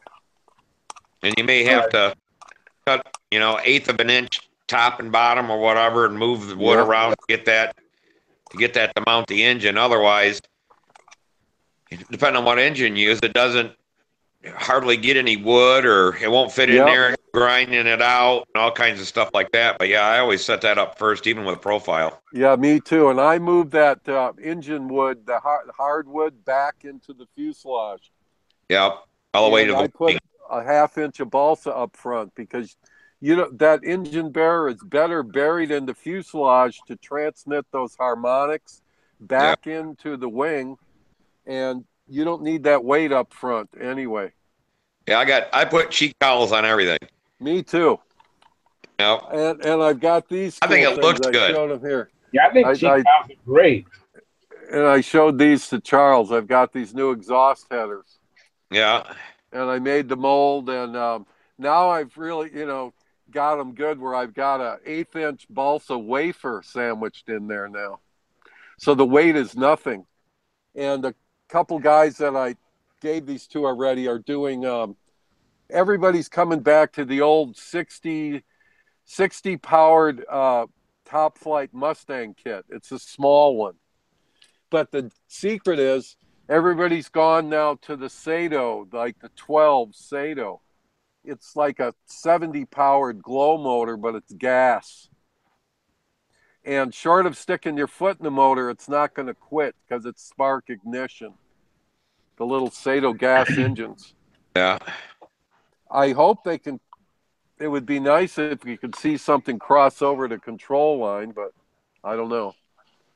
Maybe they're too heavy. It's like a lot of people don't like the 4-stroke, but I've seen some great 4-stroke control line planes. I've never had one, but you know, I've flown one. It flew nice. And there's a guy, Ethan Chan. He had a real nice profile for the 4-stroke. It was just plugging along, just anywhere in the hemisphere. It's just he had lines. It just runs a steady. It just runs a steady purr all the way through the flight. It doesn't really change speeds at all. Does it? Yeah, I'm surprised I didn't see him this year at the state, but I've seen him. I've competed against him, and he has a pretty good setup. I forgot the. You run high pitch. You run high pitch and slow RPMs on 4 strokes. Yep. Yeah, you're much slower RPM, so usually a bigger prop, little bigger bite. He has to set up. Hey, Charles, what are you running on? What were you running for a prop on that 81? It's right now. I have a 13.6 3-blade prop, but the last inch is repitched up to 9.5. Wow. I know that kind of raises eyebrows, but if you ever saw it fly, and Dennis, good. You saw it fly, Dennis, right? Dennis? Yep. I mean, it's just purring along, and I have lap times of like, I don't know, little more over 5-second lap times, and it's just purring and goes anywhere in the hemisphere, and then my motor's just chugging along. Yep. You know, love it. And it's great. What kind of RPM you running? Around 7,000 something? No, like 6,800. Wow. Yep. Sometimes 6,700. Yeah, it's just purring along, and I was telling somebody I only consume like 5 ounces of fuel to do the pattern. Well, that's like I got that Projet 76 in a SV11 with Samantha's plane, and we never could get it to run real good or do real well. And then Jeff Truxler made a prop, a 3-bladed. It's a 12 6.5 3-blade. You put that thing on there, and that thing's like a tracker now. Yeah. Yeah. It's weird looking prop because the blade's been backward. So I guess RPM they straighten out, and I don't know. But when the RPM and the lift starts at the tip, believe me, they're no longer bent backwards. Oh, okay. Yeah. But what I don't understand is on her Oriental with a Brodak 40, we use 4 1/4 ounces of fuel. With this Rojet 76 on an SV11, we use 4.5, a 1/4 ounce more for the whole pattern, you know. And it's like, wow. we could probably get the whole damn pattern at 4 1/4 ounces. 5 ounces flies 7 minutes. Wow. So probably back it down for more than that. And it's like, this thing makes so much power on a 1/4 ounce more fuel. Yeah, it's amazing. I used to have a smaller Venturi, and I used to do the pattern on 4 3/4 ounces. Oh, okay. Yeah, but did you have the power though? I had enough power. I just wanted to get. I don't know. I watch Wendy Wanowski all the time, and Wendy had the philosophy of he believes you should have an ounce of fuel per minute to get good lubrication.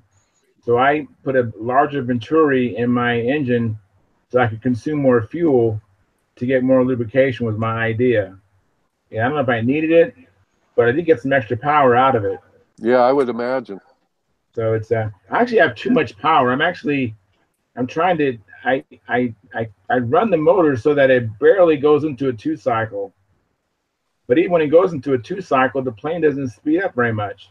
The way that motor runs, it doesn't. The only way I can get more speed really is if I get more pitch.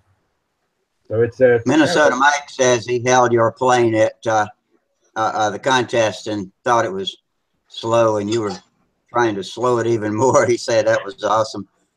I posted back over on YouTube. I said, yeah, it's counterintuitive to us screaming speed lovers, isn't it? Yeah, I came from half A before I knew about stunt and saw these guys trying to slow the engines, and I'm like, man, what's the matter with y'all? You know, because I love just wide open screaming flames coming out the back, you know, in half A. And then once I got into stunt, suddenly I figured out exactly why it is they wanted slow runs. But that's what for me it's more of when it goes to a 2-cycle, I just don't want the plane to speed up so much. I'm not so much against the 2-cycle, but my traditional setups in the past, when I went to a 2-cycle, my plane just sped up so much it's hard to be precise. And I was even watching Dave Fitzgerald. I saw him flying his Thunder Gazer, and I could hear his motor go into a 2-cycle, but it didn't appear that it's sped up a lot. So according to some of the engine experts on Stunthangar, the engine doesn't really change RPMs when it breaks from 4 to 2 like you would think it would. I thought that was surprising to me. I always thought there was a huge RPM change. No, I think there's a little change in power, but I don't think the RPM goes up radical. You can check that on a thing by you know, I got those that engine test stand from that one guy. You know, I wish I'd have gotten his later one because I got I'm running those Sato 3-cylinder 60s now, and I had to build my own bench to break them in. But you can pinch the line and you can break it into the 2.4 and just use your little tachometer on it. You'll get a little increase in RPM, but not a great amount. Yeah. Yeah, load makes a difference. Like when I was a young guy there and I working on chainsaw motors, when we set them up, you'd set it so you'd hear once your chain hit the wood, it would change tone, but it didn't really speed the chain up. It just gave it that power. Yeah, the torque. Yeah. Yeah, that's it, man. That's what the 2.4 is, to get that added power to climb up through the loops and stuff and through the vertical maneuvers. Ideally, it stays at the same speed. Yeah. Man, I got shit for bandwidth tonight. Is y'all's images really jumpy? Or is it just mine seems all right.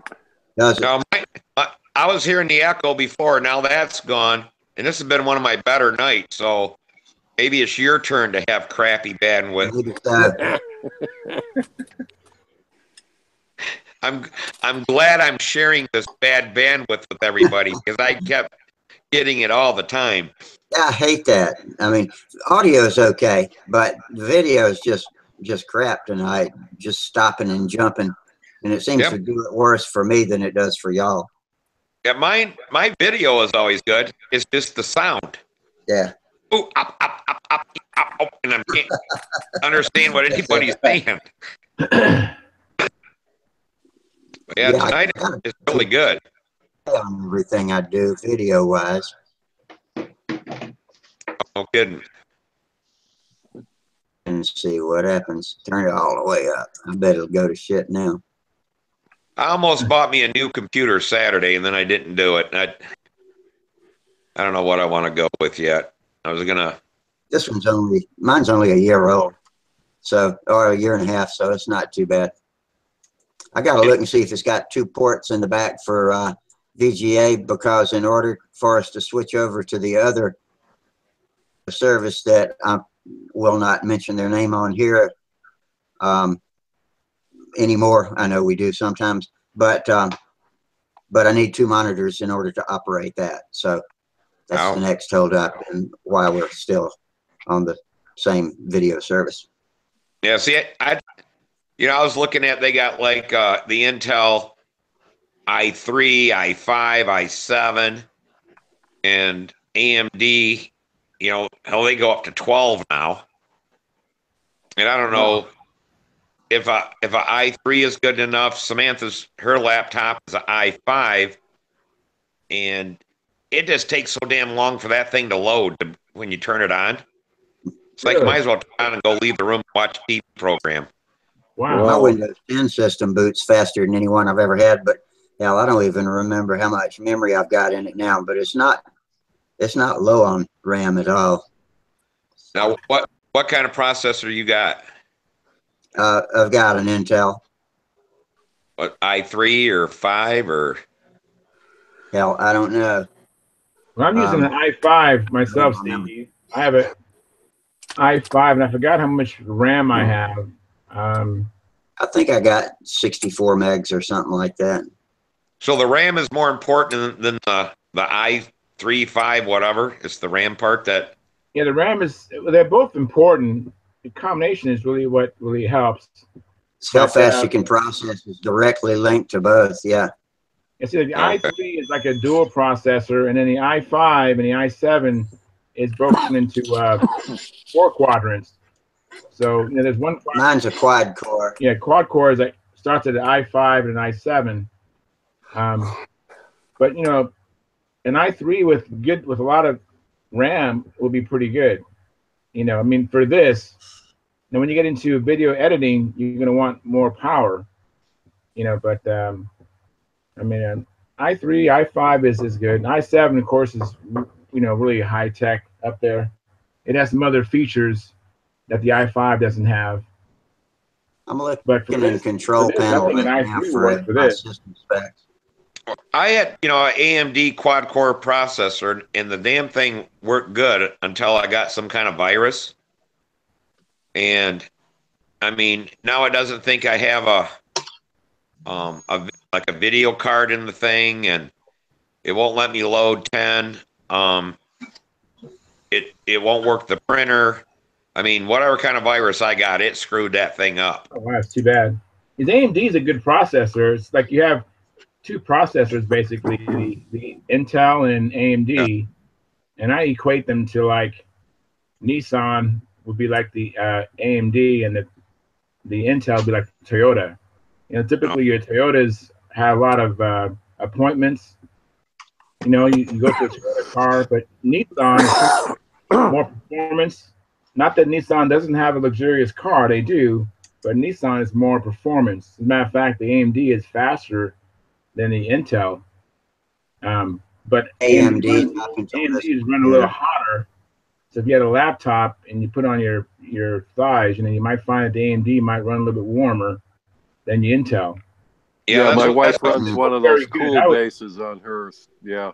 Yeah. I basically whatever you find on sale, there's equivalents, and like an i3, like an i5 might be equivalent to an AMD 6, I think. I might be mistaken on that.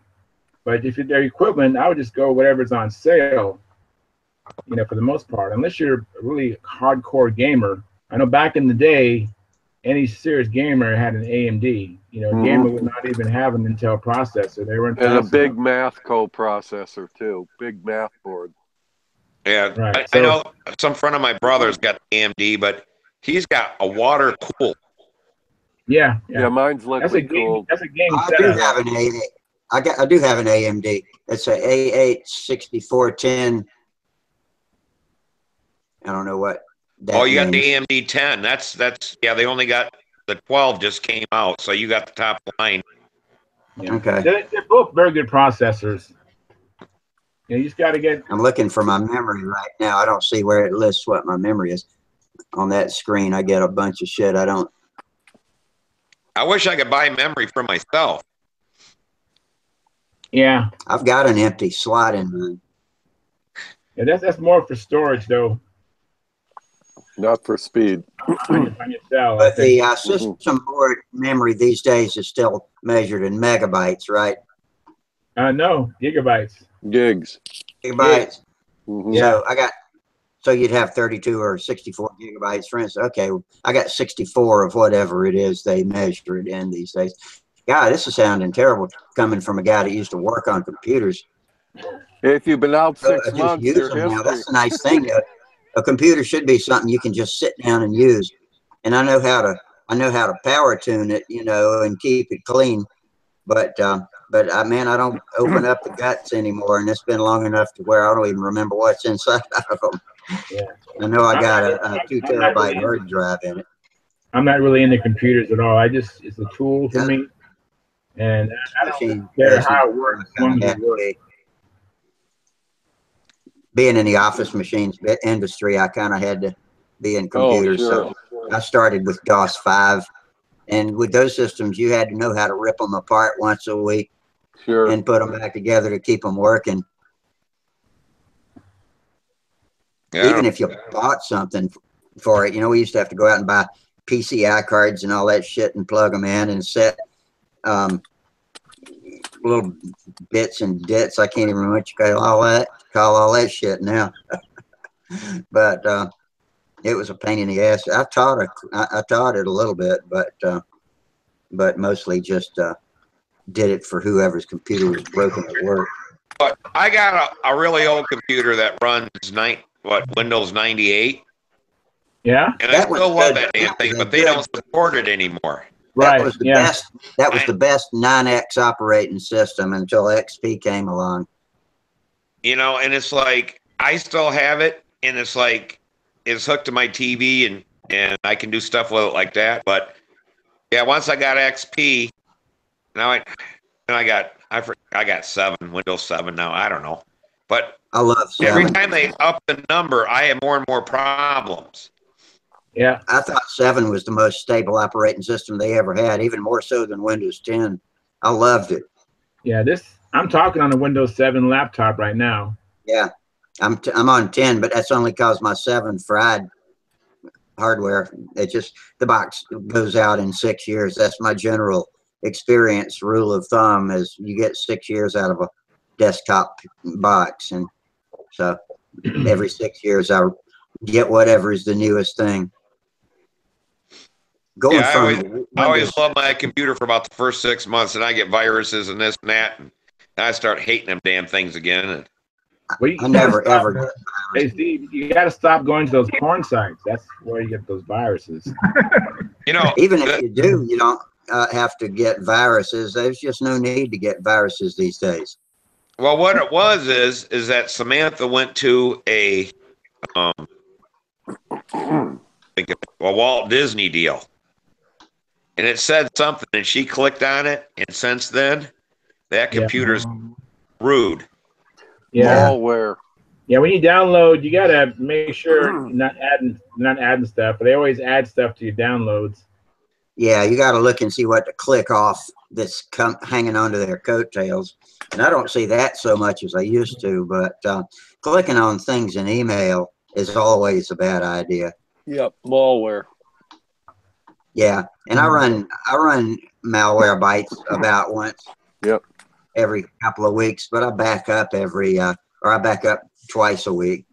Just a full system image, an exact picture of what I'm looking at right now. Well, that's why I never, even with a computer, I can get it running a little bit. I never get on any emails or anything on my computer. I always use my tablet.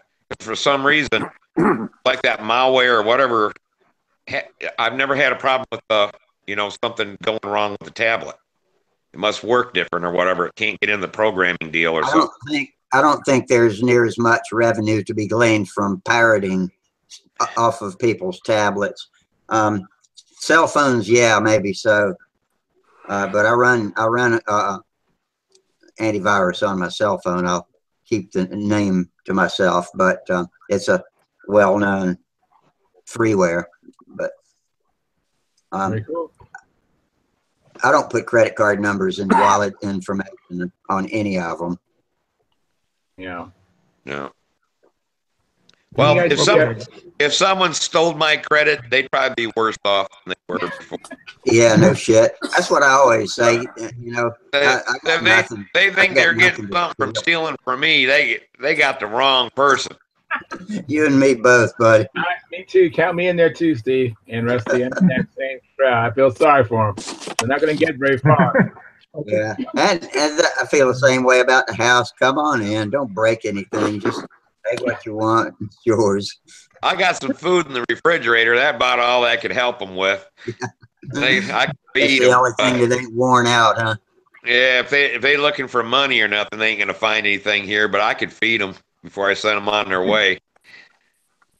No, I don't think most air modelers are rich. Otherwise, we'd be flying full-size aircraft if we were. Yeah. There you go. That's right. Yeah. Hey, Dennis, I see your planes in the background. They look good, man. There Thank are Who's the one that behind you has got the blue trim? What's that? Which one now? The one, yeah, on that side where you look. Yeah, that. No, the other one. Yeah, what's that? I can't see it all. What is that? That's the flight streak. I flew in Classic. Oh, okay. Yeah, so that's Hey, Dennis, I don't know if you knew this or not, but if somebody's holding something up you want to see, and you can lock onto them and make them stay full screen by just clicking once on their picture, and there'll be a white bar outlining their frame at the bottom, so you'll know it's been clicked. And when you're through looking, just click on it again. Don't click on the little down arrow. Just click in the black, like, or click away from arrow, and that way you can.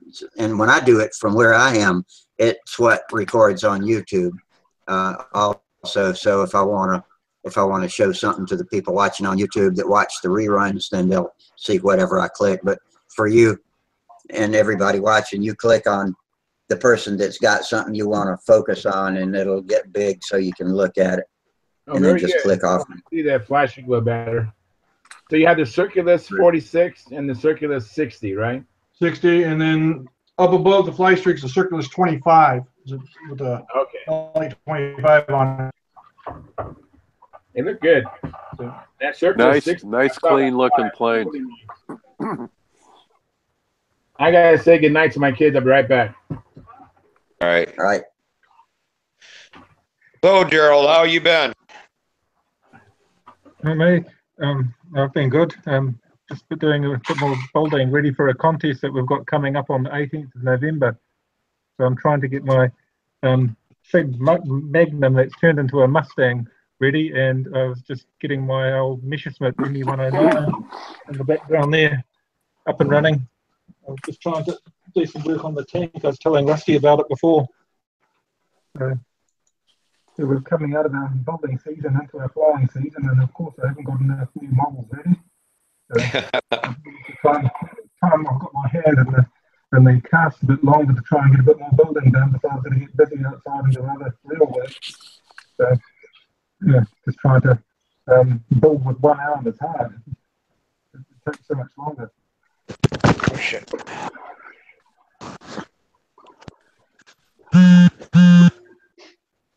Uh-oh.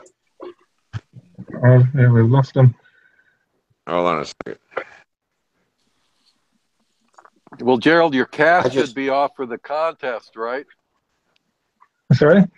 Your cast will be gone for the contest, certainly. That's what I'm hoping. That's what I'm hoping. Unless some complication, I'll be back to both arms. It was funny on the weekend when I was trying to fly and I was trying to choke my engine, and I couldn't get my arm into the right position, and it must have looked quite comical. People were laughing as I was trying to choke my engine with the cast on my arm. But what I normally do is I'm helping the boys. I normally fly with my left arm, and then I can handle both. They can swap the handle over easier if I'm flying with my left arm, and that works well. But they both did a lot of flying. Both boys were flying their little profiles on the weekend and enjoying it, which is great. And they're actually enjoying it, and they're keen to come back for more the next weekend. But I've got to get both Otto and Max flying some more competent models that'll pull a few stunts. Their current models are just flat airfoil wings, and they're not capable of doing stunts. So we've got to go up to the next level now. So it's a challenge to not only get one model sorted, but the planes that actually fly. I mean, the slab planes are good trainers, but when you get your first real airfoil and bay airplane, those are the ones that really fly. Yeah, it's like Rusty was talking about the first junior flights. They had a real airfoil, and it makes a big difference in the way they fly. Oh, absolutely. But yeah, the boys have been flying one of my old little stunt models, and they've been enjoying that. But they take a hammering, those early models, those early stunt trainers, getting them to, it's like you lose a model for every new maneuver that they learn. But the hard part's just when you're trying to get them to learn inverted, things like that, and getting their heights right and things like that. It's always a challenge.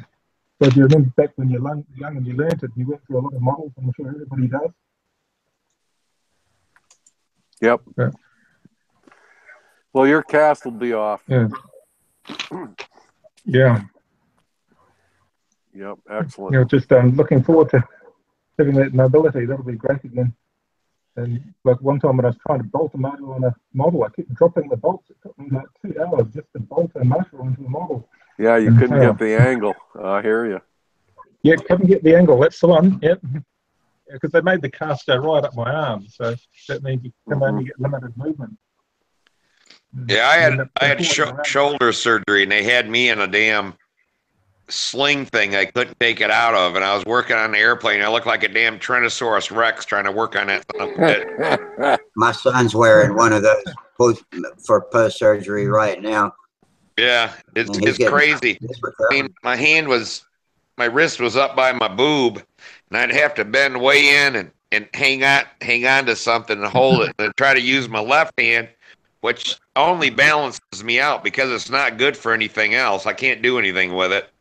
I was having a hell of a time. I finally had my brother come over and help me finish up some building because it's like I drop things and stuff like that, and the angle I was on trying to work at. It's hard when one of your arms ain't working good. You don't realize how you need both of them. Yeah. Well, that's a fact. You value when you're all working right, don't you? When things aren't working so well, you really appreciate it when you're back on 90% form anyway. I'm sure Rusty's looking forward to that as well, being a bit more mobile again. Boy, when you get the cast off and stuff still don't move good, and your arm looks like, it's from some child because you lost all muscle mass. Yeah, it's all atrophied to nothing. Yeah. What I missed? Everything.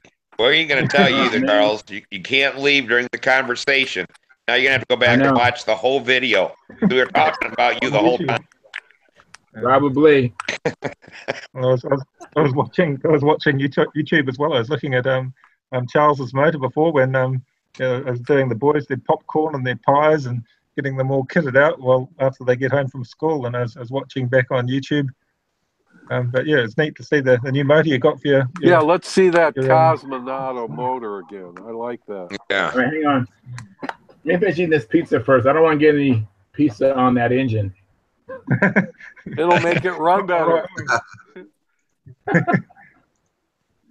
Hey, OPS, man, they were made with a lot of olive oil. Good motors. So now, it's a pity there's so few Italian motors now. When did you get that, Charles? How long have you had it? Yeah, I've had about 2 or 3 weeks. Now, did that come with the that carbon fiber muffler? That's kind of a squished oblong one. No, it didn't. No, not mine. But I've seen that carbon fiber muffler, but not mine. No. Yeah, I'm trying to get one of them from Randy, but he doesn't have them in yet. I'm going to stick that on that Rojet 76 because I didn't realize that that muffler will fit on a PA, Rojet, and that CAS motor. Yeah. Because I got a header pipe on that thing, and I want more of a muffler. See if that might even make that engine run a little bit better. Let it breathe. Well, Terry, you were going to use an Avastar on your Cardinal, weren't you? Avastar 61. Yeah, I've got that, and that's going to, well, it's going in the, I stretched out the Oriental Oriental, sorry. Yeah. Yeah. So I've kind of given that the Frankensteining, where I stretched the fuselage 3 inches. I did the laminations on both sides to stiffen up the fuse. It's real light.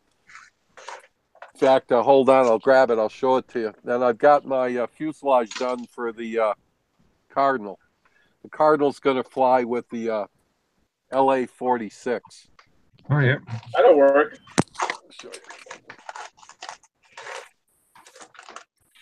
You made me hungry, Charles. I got to eat some Mike and Ike. There you go. Pure sugar. I just dropped 2 of them on the floor. I can't reach them. So You'll be on your knees here in a little bit going after them. no, I got this. My old man jitter tool. Okay, here's the, if you can see that. This is the fuselage for the Oriental. Very nice. Yeah, so You're going to put a 60 on that? Yeah. And I've stretched the tail 3 inches, and I've increased the height of the tail 1/4 inch, and I've increased the tail surfaces 1/4 inch. If you're familiar with the Oriental, it has a real thin stab. Yeah. And what I did is, I guess I cheated. I put the stuff up on Model CAD, and then during the hurricane, I checked it with my slide rule. Just to make sure I knew how to work it. I still have my slide rule, but I don't think I could work it anymore. Yeah, I'll bet you. You know one. what? It comes back to you. Just look at the numbers, and it'll come back to you. Really? I got one on my tool table, but I still don't remember how to work it. Yeah, mine's got a nice little leather case and all. I mean, that was a nice deal. Like, yeah, I got a I showed decent. Samantha, I said, this was calculator back in my day. Yep. And here's the Cardinal. It made you more intuitive. It made you more intuitive about figuring things out if you could use the slide rule. Yep. So there we go. Cardinal. You can see your herringbones in it. Yep. Got the metal mount. Very nice. Okay. But what about putting a tripler, Terry? What about putting a tripler on the outboard side too, and just making a cutout for the tank, and it'll look like the engine's inset too. Yeah, that's how my twister is. Yeah, I've got it somewhat inset on that side as well. Here, check this out. There's one of my exhaust vents. Yeah. Very nice. Looks good. Whoops. But I'm going to get this fitted on there so you can see what that looks like. That's what that looks neat. Yeah. Beautiful. Yeah. But they'll be flying shortly. Got the wing jigs all laid out. As soon as the bench is clear, I'll be building the 2 wings for the Cardinal and the Oriental. What color do you like to paint your headers? Just gray or something? I've got some of those metallizer paints, and I have some stuff from model railroad stuff. You can get them to look kind of metally and exhaust looking. Yeah. Yeah, I like doing the little bit of the exhaust stuff, and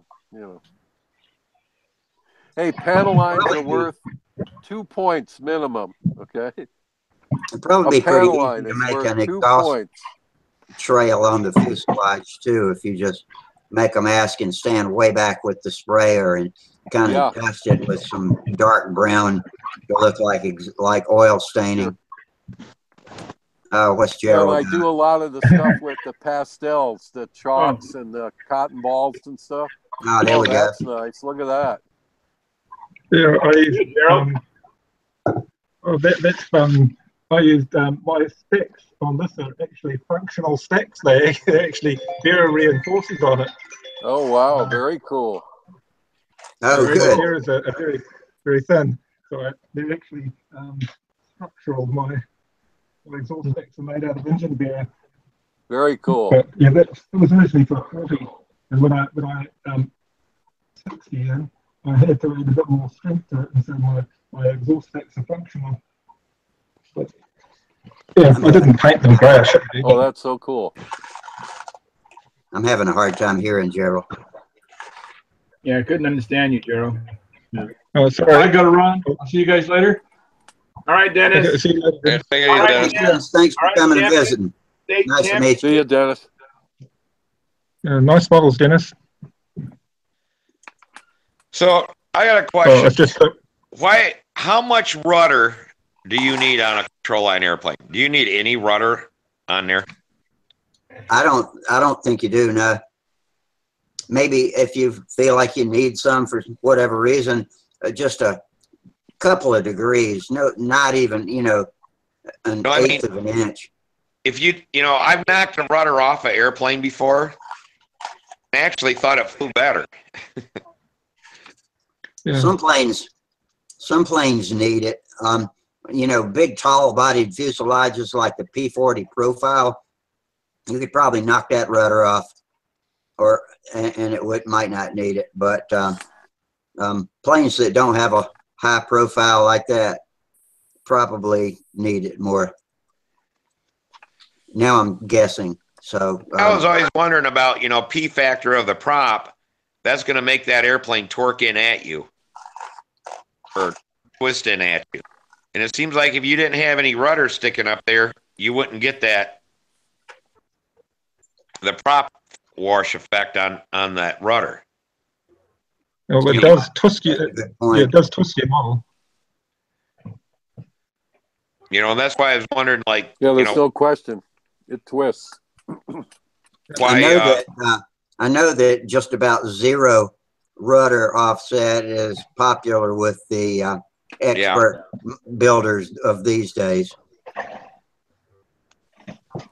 Well, the Cardinal's got zero offset on the rudder. It's fixed. Right. Yep, And, I noticed that. So does my twister. Yeah, and yeah. But on Cardinal, if you cut that, the top off the rudder and brought it down closer to the fuselage, would that have any effect? Yeah. It would. Well, it might. I I've think got you an need example that here. rudder area. This is an example. It's a little Sherman. It's got a full rudder that twists the model, makes it roll. The full rudder. So, just as an experiment, I got another one and I cut the rudder in half. Half on the top, half on the bottom. Oh, yeah. Oh, So a whole lot better. Yeah, because It I know stops it that rolling. back in the day when I flew RC pattern, we always had a sub rudder like that. Yep, a lot of them. Yeah, Donald it made a Fletcher big did improvement. too. A lot of them. Yeah, right. So that when that prop wash came around or whatever, it would push on the bottom as much as it did the top. Actually, the sub rudder was a lot longer. It was shorter because you needed the ground clearance. So you had as much area underneath as above, but it wasn't as as long or whatever. Longer, but not as.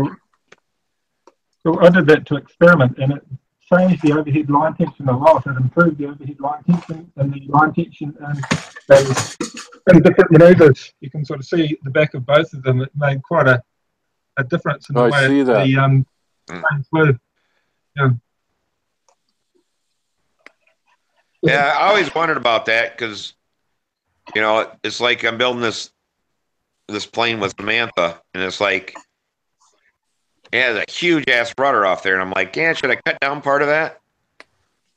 Yeah, I think when they Frenchise the twister and the Banshee, they do that. They cut that rudder down, and that seems to improve the handling. I've done a regular twist. Bob Hunt, when he won the world championships, his airplane didn't have a rudder. Yeah, the Genesis had hardly any rudder. Hardly any at all. Yep. And the guy I fly with, he flies with the Genesis and hardly has any rudder, and it looks like it flies good. But regarding the size of the rudder, I know watching Wendy Winowski, he talked about that, and he says if he experiences what he calls weather vaning, then he just will shade the rudder down until that goes away. Mm-hmm. So that kind of determines how big of a rudder he'll have is just based upon weather vaning. Yeah, because I was going to build I got some that lost foam wing jig for, I think they call it the Stunt Master. They call it Usama too. Yeah. Bob Oh Hunt yeah, named it. I know Usama. Yeah. And that has it has the rudders out on the tip of the stab. It doesn't have a tall rudder. And I know that was in style for a while and that went away. I don't know if it's just for looks. The last plane Allen Brickhouse built had run out on the ends of the stab. Yeah, because we were gonna do one for Samantha like that. She don't like the looks of it. And I'm like, well, we ain't looking for looks. We're looking at what flies best. But she doesn't care for the. On my Strega, which was designed for a 60, throwing a 12-inch prop, I knew I was going to be throwing a 13 or 14-inch prop, so I made my rudder taller on my Strega, just because I knew I was going to be throwing a bigger prop than the plane was designed for. Yeah, you can always shave it off, and that's usually the smart thing to do. Much weather vaning at all. No. Because I have a Raby rudder as well, so it's kind of hard for me to differentiate. Was it weather vaning or was it the Raby rudder causing me problems? And so I just kind of backed off the Raby rudder a little bit because I've been told by numerous people that I have a little bit too much deflection on my Raby rudder. Mm-hmm. But I like how it flies. On a windy day, though, you can remember where it was. In fact, I think I've got mine figured out where on a windy day I can just move it out one hole. And it sounds like a lot, but it really helps. It really helps. Yeah. That and maybe increase your tip weight a ½ ounce. Yeah, I was watching a Wendy Yanowski video today, the tape 26 of the 1993 series. And Wendy was talking about having, 3 setups for his planes. He has one setup for runway air, and then one for dead air or good air, and then one for turbulent air. Mm-hmm. They all had different setups. Yep. Different tip weight, different RPM, different props. And I found that very interesting. Yep. And even at the Golden State Stunt Championship, at our banquet, our guest speaker was Dave Fitzgerald. And he was talking about, after 200 flights is when you just begin to kind of figure out that's it, trim your plane. And he said in front of everybody, he has like 2,200 flights on his thunder gauger. And I was like, wow, 2,200 flights. So he knows when he goes to Muncie, he has a setup for that. When he goes everywhere, he has different setups. And that's what that advantage of 2,200 flights gives him. Well, I know that Chris brought them guys, they had clay with them to add wingtip, add tip weight, tail weight, for a little bit of clay. Yeah. And they clay on there instead of, putting weight in or whatever. That's add a little bit of clay to stuff. Yeah, we use it in our RC gliders. Like we use lead in different, like knockouts from electrical boxes, whatever. But clay is the final thing because number one, it locks everything in, and you can get minute amounts. And you really want the ballast in a glider. Like you get to the ridge where we fly by the beach, you hold your glider in your hand, and you kind of try to let it fly out of your hand. You were telling us about that. Yeah, you keep adding weight until it flies ahead. Right, I remember you telling us about that the other night. Wally Haskett just posted. I apologize, Wally. I'm not paying close enough attention, but oh geez, Wally can't get on. Yeah, he was just commenting on trim, just a degree and a half offset on your engine to start with, and then lead out adjustment, engine offset. So I suppose he's a proponent. I guess he's saying he's a proponent of 0 for the elevator, because I think this post has been up since we were talking about the not the elevator, but the rudder. Yep. Yeah, well, there's a lot to the tuning, and I listened the other night while I watched the replay and heard you talking about tuning up Samantha's airplane. I'm trying to put this down. There's a method to this, and instead of these guys, you know, it's certainly good that they tune your daughter's plane, but it would be better to teach you how to do it yourself. You know, it's the old thing, giving a guy a fish or teaching him how to catch his own, you know? Right. So I'm making some notes on this. I mentioned this to Charles the other day, and I'm putting some notes together on this because it's really not it's not as difficult as you can make it. You know, it's like a local guy. Well, I was up there. My wife inherited a house in the central part of the state, and I saw some control line guys. And my wife said, "Just drop me off at the house and go over and play with those guys in the planes." I go, okay. And these guys are flying, and I said to the one guy, you know, it's like watching the Windy videos. You can learn so much. But I'm watching the guy's plane fly, and I say, you know, hey, I noticed you got an adjustable tip weight box. Did you ever think about putting more weight in there? He goes, no. I said, well, I think you should add a ½ ounce of tip weight. He goes, well, what do you know about it? I said, well, I fly these, you know. Right. So the guy didn't have anything, so he put in, I think, a couple quarters. Well, the lady's happy his wife's running to get their video camera because now he's flying inverted for the first time. And, oh, very cool. You know, but see, I don't know. Even though there was a collection of guys and there was a couple older men, older than me, who had some older planes, and one was like a Davis diesel. It had that dumbbell, you know, screw up where the glow plug would be, you know, and he had it running and everything. And I went over to the one guy's plane, and I had my cell phone out because I was going to take a picture of it. I wanted to see the diesel, and the guy threw this a towel over the plane. And I said, oh, can't I take a photo of your plane? He said, no, go steal ideas from those other guys. I went, oh, okay. Oh, wow. You know, and never in the field of modeling in 69 years has that ever happened to me. Yeah. Well, you know, I just thought, well, this is why these guys are all fumbling around at the field. Nobody's helping each other. You know? Yeah. That's I've never seen that. But Wendy said That's that selfish and rude. everything was a big secret in control line. Well, that's what it was in the beginning, and we talked about that, I think, on the other unmentionable sites about, you know, that they kept it all so secret, you know, and I used to read all the articles and stuff, and they just wouldn't tell you how to get a front row plane, a 20-point plane. It just was like a black art, and they kept it to themselves. Even Wendy started his videos at $20 a month, and fortunately, I was able to watch them secondhand from the man that recently passed away. And hey, I got a coin's weight chart in front of me. You want me to tell you what certain coins weigh? In case you. I hear a buzz, and let better come back to check. It's Wally. You're Wally. Good evening, gentlemen. Good evening, Wally. Wally. You are coming in good, Steve. Good night for you, man. Hey, Wally. Yeah, finally. Yeah, that's pretty cool. Actually, Friday night I came through good too.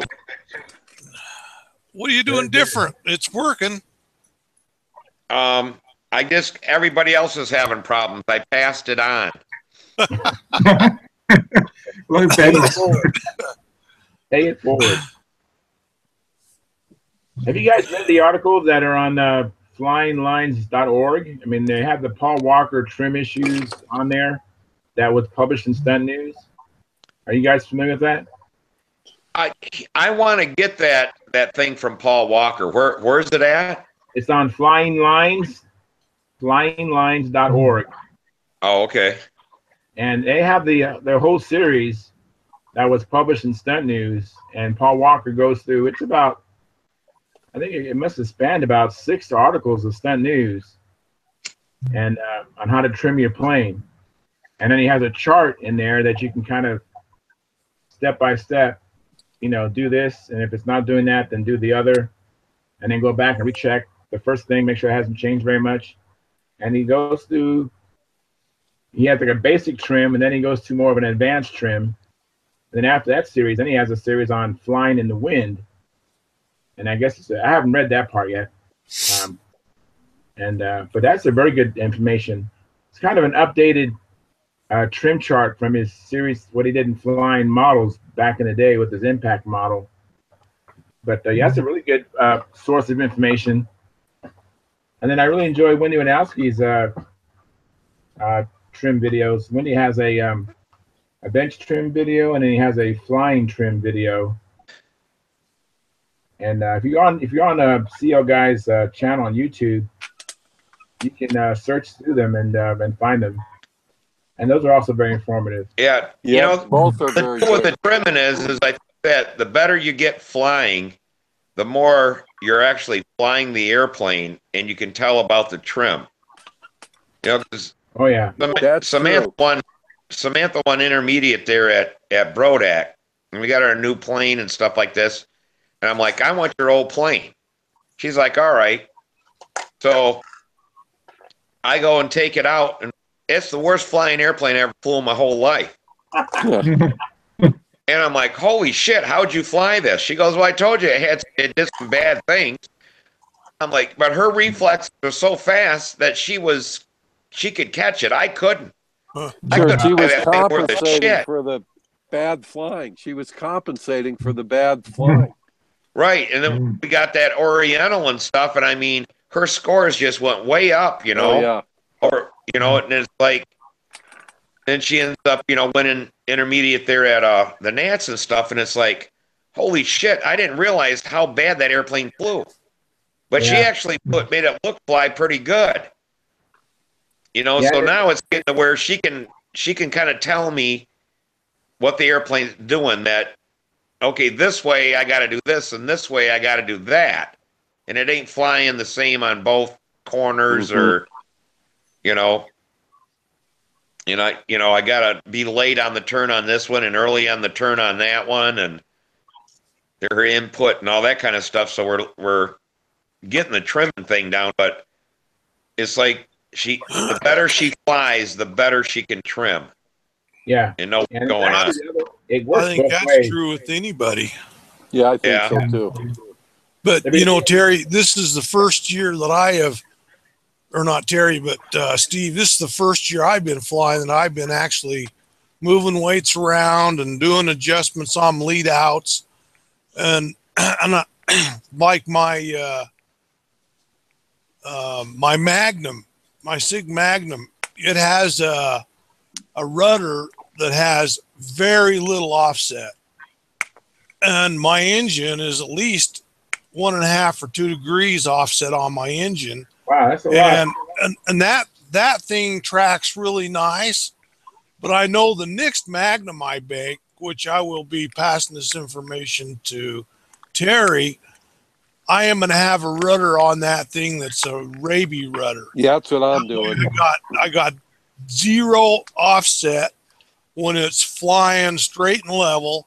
Right. And going up where you still have tension in your lines. And I know from these other airplanes I've been building, having some offset when you're on your down maneuver, I'll tell you what, that really helps you keep your lines tight, and you don't have to walk back near as far in your circle to keep your lines tight. There's less movement in your circle. That's what I find with the Raby rudder. Oh, absolutely. Yeah, you can do crisper outsides. Yeah, your outside corners can be much crisper because you can pull a bit harder on it without upsetting a plane. Right. So that I'm definitely a fan of that Raby rudder after using them, and like now my 40 size airplanes are going to have them. My 60 size airplanes are going to have them.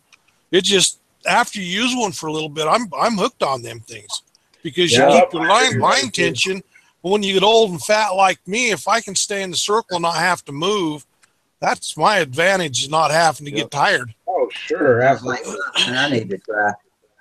Yeah, Yeah. well, and when the that's wind gets great. up or it gets puffy or rough air, man, that really helps.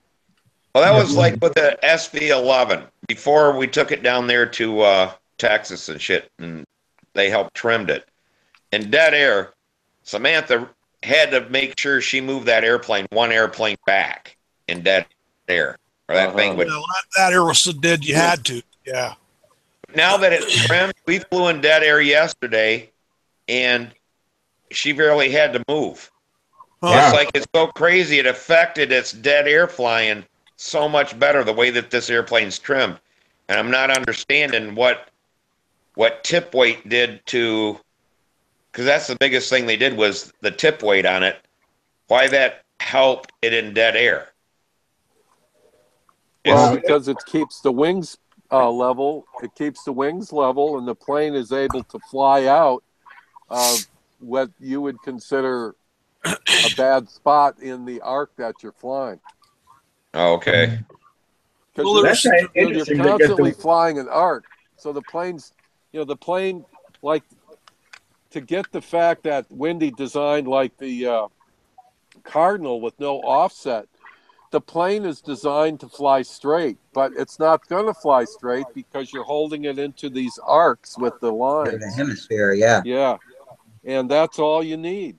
That's all you need. But I'm thinking even this Cardinal would benefit from a Raby rudder. Even though you have it neutral during level flight, when you give it down elevator, you need a little rudder. Yeah. We'll see. And it's easy enough to change. Yeah, and the thing is, those are things that you can just test, Steve. And and that's the thing is, you can build a Raby rudder into your system. Doesn't mean you have to use it. Correct. Or if you want less or more, you can put that in the system too. It's just a matter of, like, when your daughter's flying, she's going to be the one that's going to say, well, let's try this or not, or go back or whatever. She's going to learn that stuff as she flies that airplane. Right. Yeah, when the Maybe plane's trimmed, it's just easier to fly. Maybe I'll get some of you guys to help me build a Raby rudder for the Cardinal. Oh, no problem. We'll help. Yeah, they're actually pretty straightforward and pretty easy. Rusty. I thought the first one I was going to do, I was like, well, I'm not really sure. But after you build one, they come together really quick. They're really pretty easy. Yeah. Yeah, Wendy has some videos, Rusty, on CO Guy's channel. And I'm pretty sure you might even have a title for the Raby rudder. Because I know I watched many of his videos. And then there was some articles, too. I might be able to find some print on that. But the real person, he's supposed to be very friendly too, is actually Al Rabe himself. Yeah, that's where I actually picked it up, was from Raby's tapes, watching his stuff. Yeah, he was there in Texas. Yeah, he's from Texas. But I'll look. From Texas. I got some Raby stuff, but I think it's in VHS. But if I find, I'll look for it, and if anybody wants it, I'll just mail it to them. They still got a VHS player. I can convert it to DVD. There you go, right there. There you go. You ought to do that, Charles. Yeah, I can do that. There isn't any copyrights or anything on that stuff that old, is there? Where you'd even have to worry about it. I don't think so. I don't know. I don't know anything about that. Yeah, I don't know. I mean, I think if you were trying to distribute, sell for money and stuff, you might run into trouble. But I mean, if it was me, I wouldn't have any problem copying them. I wouldn't worry about it. But yeah, he offered to give us a free one, and I told him I already had it, so I just got to find it again. He did give Samantha one on flying a regular airplane, a jet or something he was flying. Oh yeah. But flying in someplace in France or wherever, Paris or wherever he's flying to. But I'll have to look. I really got a good tape collection on some stuff that a guy gave me. I don't know. If you take a a 4-gallon fuel box, tape the top together, and then fill it with DVDs, or not DVDs, but VHS tapes. That's what I have. I have watched all. Well, there's Wendy tapes in there on how to build the Nobler and all kinds of stuff. The first Nobler, or the one where he has that guy John Thompson with him. I haven't watched them. Okay. I'm only this thing. You got to send them to Charles. Charles, we got to get them converted and make a few copies. I wouldn't even mind that. Yeah, we're going to get you so busy before Christmas you won't be able to. You guys think I have time. My son, he wants me to install Minecraft on this laptop, and yeah, I'm working on that, and I got to get. We'll make sure you don't have no time to fly, Charles. Yeah. Between us and your wife, stuff like that, you'll just be home all the time. That's it. Yeah. The practice time's gone. I know. Exactly. But I'm convinced that when I was flying in beginner, trying to get into intermediate, I really recognized how important trim was, because there was some maneuvers I could not do because my plane was out of trim. And absolutely. I think jumping from beginner to intermediate is such a big jump, because you basically have to get your plane trimmed.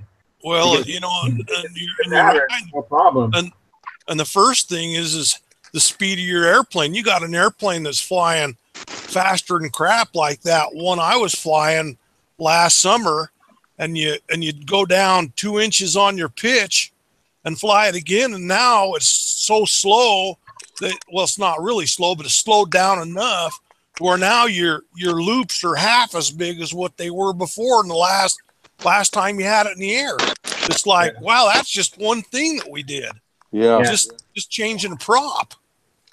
Oh yeah. Finding even in advance, I'm trimming better and more to go toward expert. Right now I can't wait to go flying tomorrow. I'm gonna be working on my line spacing of my lines to get my plane to be more responsive, which was fine when I was flying before, but now I'm pursuing higher scores, so I need to get a little bit more performance out of my plane.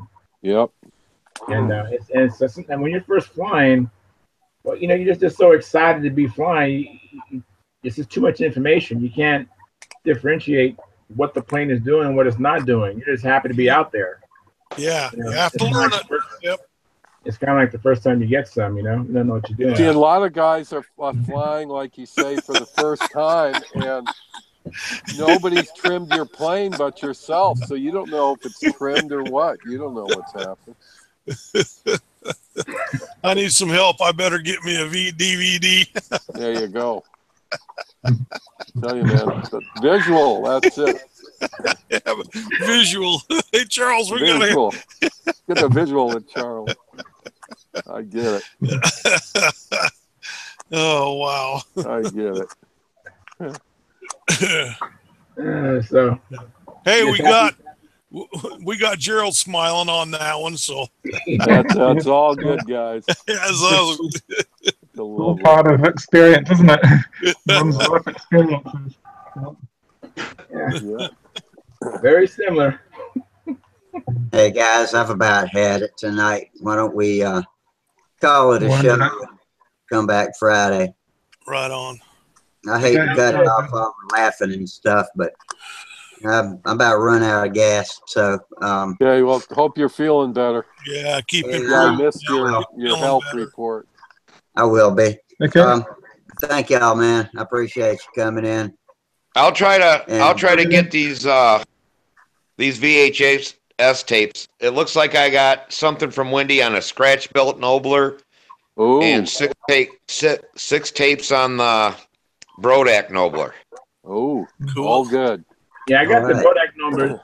There's actually 7 tapes on that one, but I do have that one already. Oh, okay. Well, there's supposed to be 7. I only got 6. Looks like. Wally doesn't. Rusty doesn't. All right. I gotta visualize it. Yeah, there's a. Well, you guys need some exhaust stacks. We'll work out some. Someone asked to see this again. And, that's a nice unit right there. Yeah. Oh, you guys can Okay then.